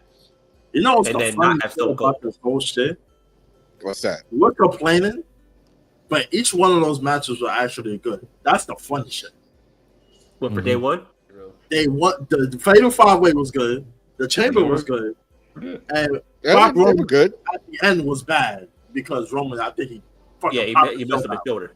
Yeah, but it was good. The match was good. So it's just weird, but I would have Big E retain. If this was me, and I would actually have like this, the New Day shit now, I would have pushed all the way up to that and have them all feud against each other. And at WrestleMania, you have them three go against each other for the world title. I'd have Xavier win. And, we will proceed. I knew you were going there. I knew you were going there. I knew. They're only doing this now because Biggie got hurt, bro. If Biggie, that's another what if. What if Biggie didn't get hurt? If Biggie doesn't get hurt, I don't think we get any of this heel New Day stuff. You can do what ifs about injuries all night long. That's what I was trying to stay away from that as much as I could. Right. But Biggie getting hurt. I'm not gonna lie to you. The heels we got now, I agree with them. Because I don't think Kofi and Xavier, they did nothing wrong. You heard it here first, folks. They did nothing wrong. All right, I'm gonna happily boo them for what they did to Big E because they didn't have to do it like that. But Big E could have been by their side the whole time, and that's what they're saying. It's like you were over there doing your pregame stuff and all this other stuff, but now that we on the outs, you want to step in and try to make things work. Nah, this has been 2 years that you could have been by our side. We wouldn't be in this situation in the first place. So nah. You can stay over there. We'll be good over here. I still think it's funny though. Yep. I find it funny how a lot of the heel shit right now is justified. Yeah, that's what I was trying to make. KO especially. Oh my god. Kevin Owens, Drew McIntyre, The New Day, DIY. I should think DIY is justified. DIY was like, listen, no more Mr. Nice Guy. We got to do it ourselves. Exactly. We got to say true to our name and just do it.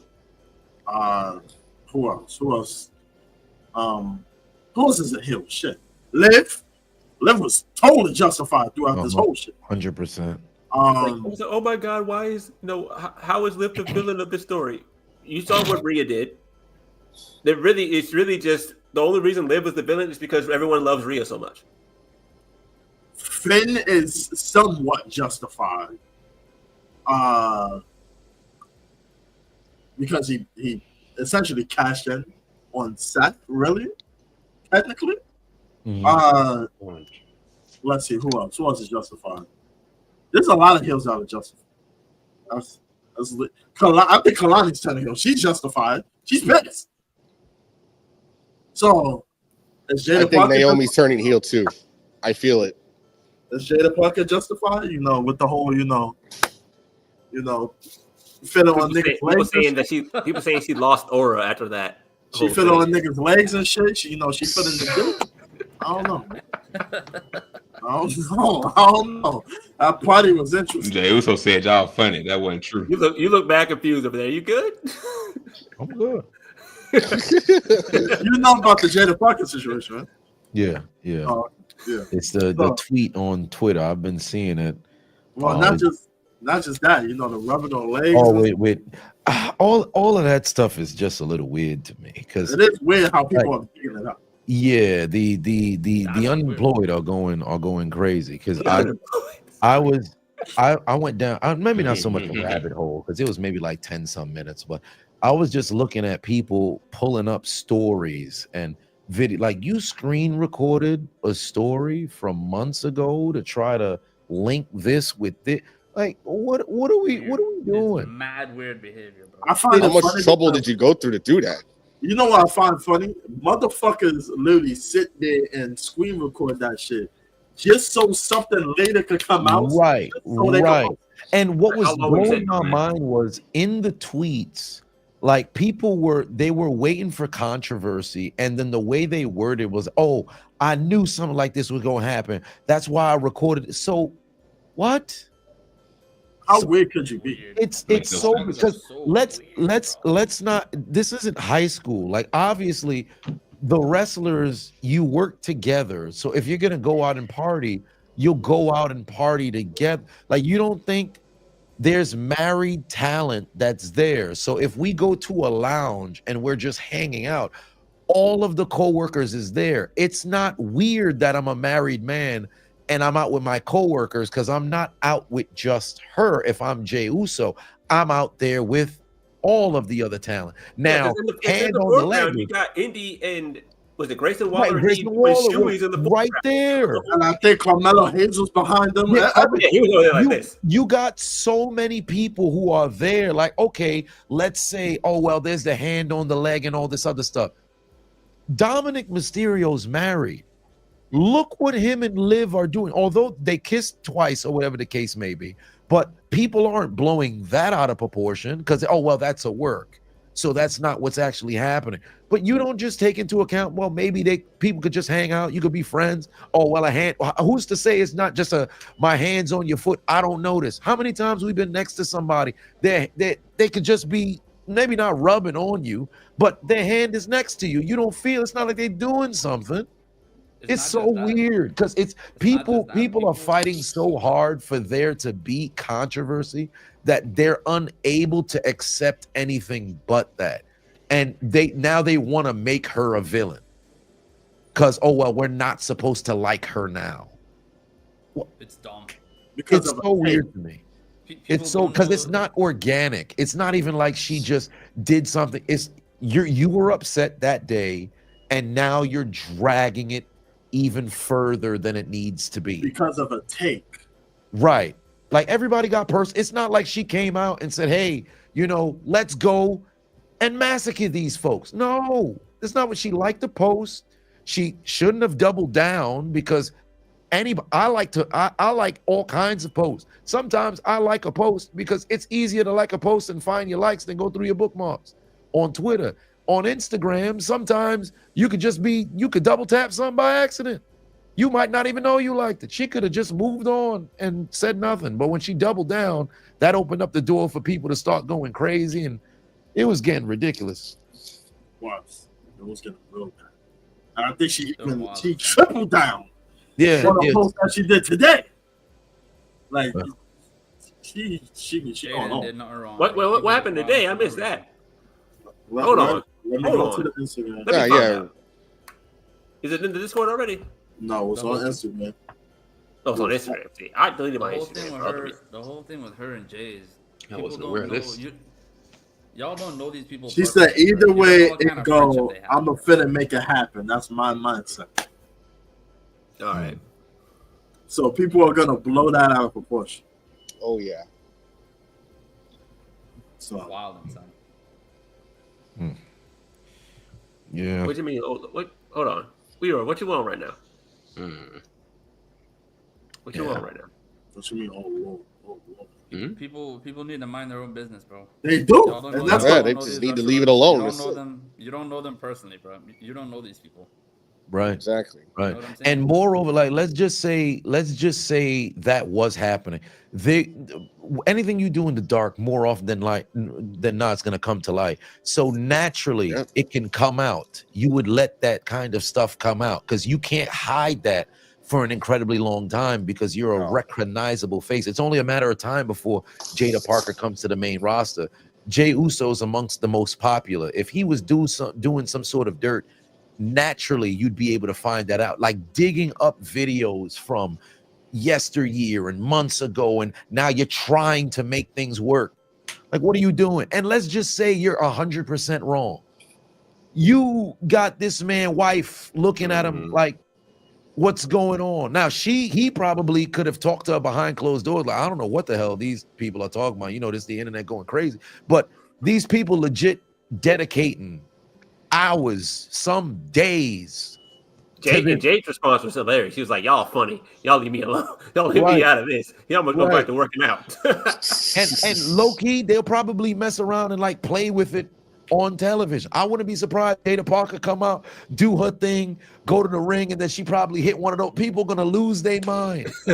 They lose, or maybe Jey Uso. He likes to dance. So Jey Uso like to dance. He could be in the middle of his entrance, run to the ring, and then probably hit one of them shoulder joint, and then do the whole yeet and everything. Oh my God, they're actually together. No. Then this isn't Pretty Little Liars. We're not watching Gossip Girl like this. We're adults. Shit is dumb. I've seen some people still asking if Rhea and Jay have a thing because their whole small little right. They had. Right. I'm sad that they. I forgot about that even. I was invested.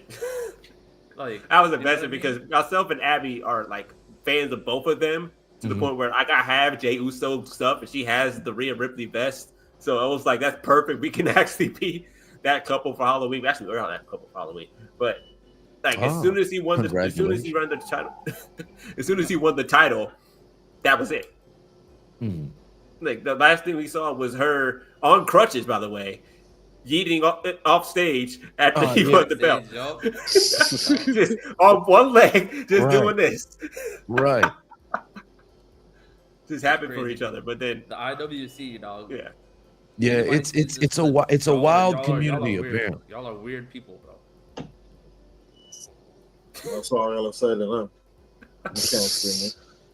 But Too many we weird are people on that community. Approaching the 3-hour mark. It's been a great night. Thank you. It's been great. Yes. Thank you for coming by. Oh, Shout well, out to Chilla Adonis. Yeah, I'm glad y'all had space for me and my smoker sound voice. The water helped a bit. My preemptive pause. Throat is on fire. It's a bad situation. So I'm about to. I don't have any NyQuil. I only got Dayquil. Will I see you at Avengers Day? Good Lord, where is it? It's in is it DC. New York, New Jersey? Where's it at? DC. Oh boy. Vengeance. Might not. What date is it? Which day is it? 15th. February 15th. February 15th. Oh no. I don't think I'll be there. Okay. I don't think I'll be there. But definitely the Raw that's gonna be in MSG. I'll be there. What potting? What's going on? Hold on. Peyton's question to you, Chilla Adonis, is where do you think he is potting from? Yes, where do you think I'm potting from? Because this man is never in one spot. He's never in one spot. I'm assuming is it from work never or this home. is no? Is it a hospital? He lives in New York City. That's he lives in New York City. I live in New York City. Lower is it? Are you in Manhattan? Oh Lord. Okay. I know where he's at. I actually know where he's at. You of all people should know. Brooklyn. You're in Brooklyn. Nope. No. Okay. I live in Queens. I'll give you that. I'll give you that much. You live in Queens. Good God. I work in Brooklyn. Okay, you work in Brooklyn. Are you at a college? You're in Queens? Yeah, I'm in Queens now, yeah. You're in Queens. Good God. Okay. And you wouldn't know because it's so quiet here. You wouldn't even know. I know where he's at. I know where he's at. Is it a college? It's not a college? No. Golly, where could it be? In Queens. It's not a hospital. It's not a college. I'm struggling. I know where he's at. I think I know where he's at. Is it a stadium? Hey Peyton, no chicken parm sandwich for you. Anyway, is it a stadium? No. Damn. No. Shit. You said you were doing this, right? There's a lot of traffic that goes around. A lot of traffic in Queens. Not a stadium. Not the an airport. Which one? Shit. Okay. Oh boy, there's two. Well, kind of, but not. LaGuardia. Yes. Okay. I'm always in there. Well, I was always in there. I ain't gonna be in over there now. Yeah. Wait, now. What's he doing in LaGuardia right now? That's where this is where I always come from. This is where I'm always at. This is the closest. This is my closest to my house. This is wow. I don't like being home. I don't like being home like that. Oh, that's so you're near the baggage claim area. I'm in the main concourse, the first floor. Okay. I might have walked past you one of those days while you were potting, maybe. What do you know? Because every time I go and fly out of LaGuardia, I park the car around there. But the last time I did it, when I went to Dallas for Vid Summit, somebody broke the whole window while I parked out there. So that was a bit unfortunate. That's the most New York thing that can happen. Right. So if I don't see you at the MSG show, you will for sure see me at SummerSlam. Yeah, 100%. Because I'll definitely be at SummerSlam. The MSG show, I haven't bought the tickets yet. Me either. Yeah, definitely. I'm gonna wait until the day of to go and probably get those tickets. But I'm for sure gonna go to SummerSlam for sure. Because I should have talked to you then. Oh, hello, Olivia. We missed a perfect shot at Mania, bro. Yeah. But I'll hit you up, obviously. Yeah, but that was my fault because I should have saw your message. And oddly enough, well, maybe not so much oddly, but I saw Jeff at the tail end, and then I met up with him by one of the hotels as I was getting ready to go, and because the Ubers and Lyfts that day was crazy. So you had to almost walk all the way out to go meet them so they couldn't come get you. But I ran into Jeff. He had sent me a message. He was like, yo, I'm out here too. I'm like, I bet I'm gonna walk to where you at. So had I saw your message, I would have went to go find you. So I'm gonna make it a point. I got it in my head when we SummerSlam for sure. If not MSG, then SummerSlam for sure. I got you. Link up. I got you. Yeah.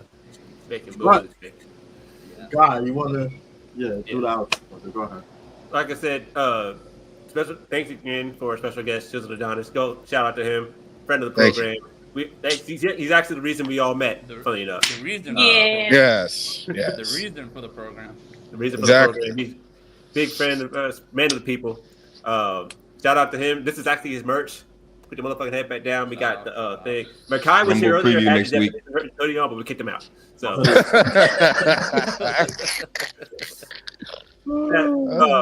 Be on the lookout. We will be. I don't know if y'all have a Saturday night's main event. Watch party planned. I'm trying. We'll definitely be doing Royal Rumble though. That is definitely on the table. So if you want to go stream that, like we were trying to do with what's the Survivor Series we're trying to do with. Yeah. If you can, we would greatly appreciate if we would do a dual stream. You know, but if you can't, then nothing. Got you. Because I'm trying this weekend. If I can get my voice back like full by Friday, I'm gonna go SmackDown, Saturday Night Main Event, Championship Sunday, Monday Night Raw. So it'd be 4 straight. But for Royal Rumble, make sure the possibility. Get some cough drops. Yeah, I need that. Because I got my Dayquil has about like this much that's left in there. The NyQuil's finished. All I've been eating has just been lemons and nothing but hot water and everything of that nature, just trying to get it back. I'm at like maybe when I have some water, it can kind of make it easier. And I think it's been coming back a bit in the midst of the stream, but it's still like maybe I don't have the black lung. It might be a bit gray at the moment, but it's tough. I'm just hoping that I'll be all right by Friday. Maybe I was gonna record because I still got to do a video on the damn Guna side situation, but I got no voice, so We'll see. Yeah, it's a dude on Twitter. You'll see. You'll see when the time comes. We'll see when the time comes. The Guna We'll side. figure that part out. Yeah. We're out of time. Catch us on Wrestle Snips on Sunday night. Y'all have a good night. We'll see y'all later. And just remember one. Now go home and smoke some more crack.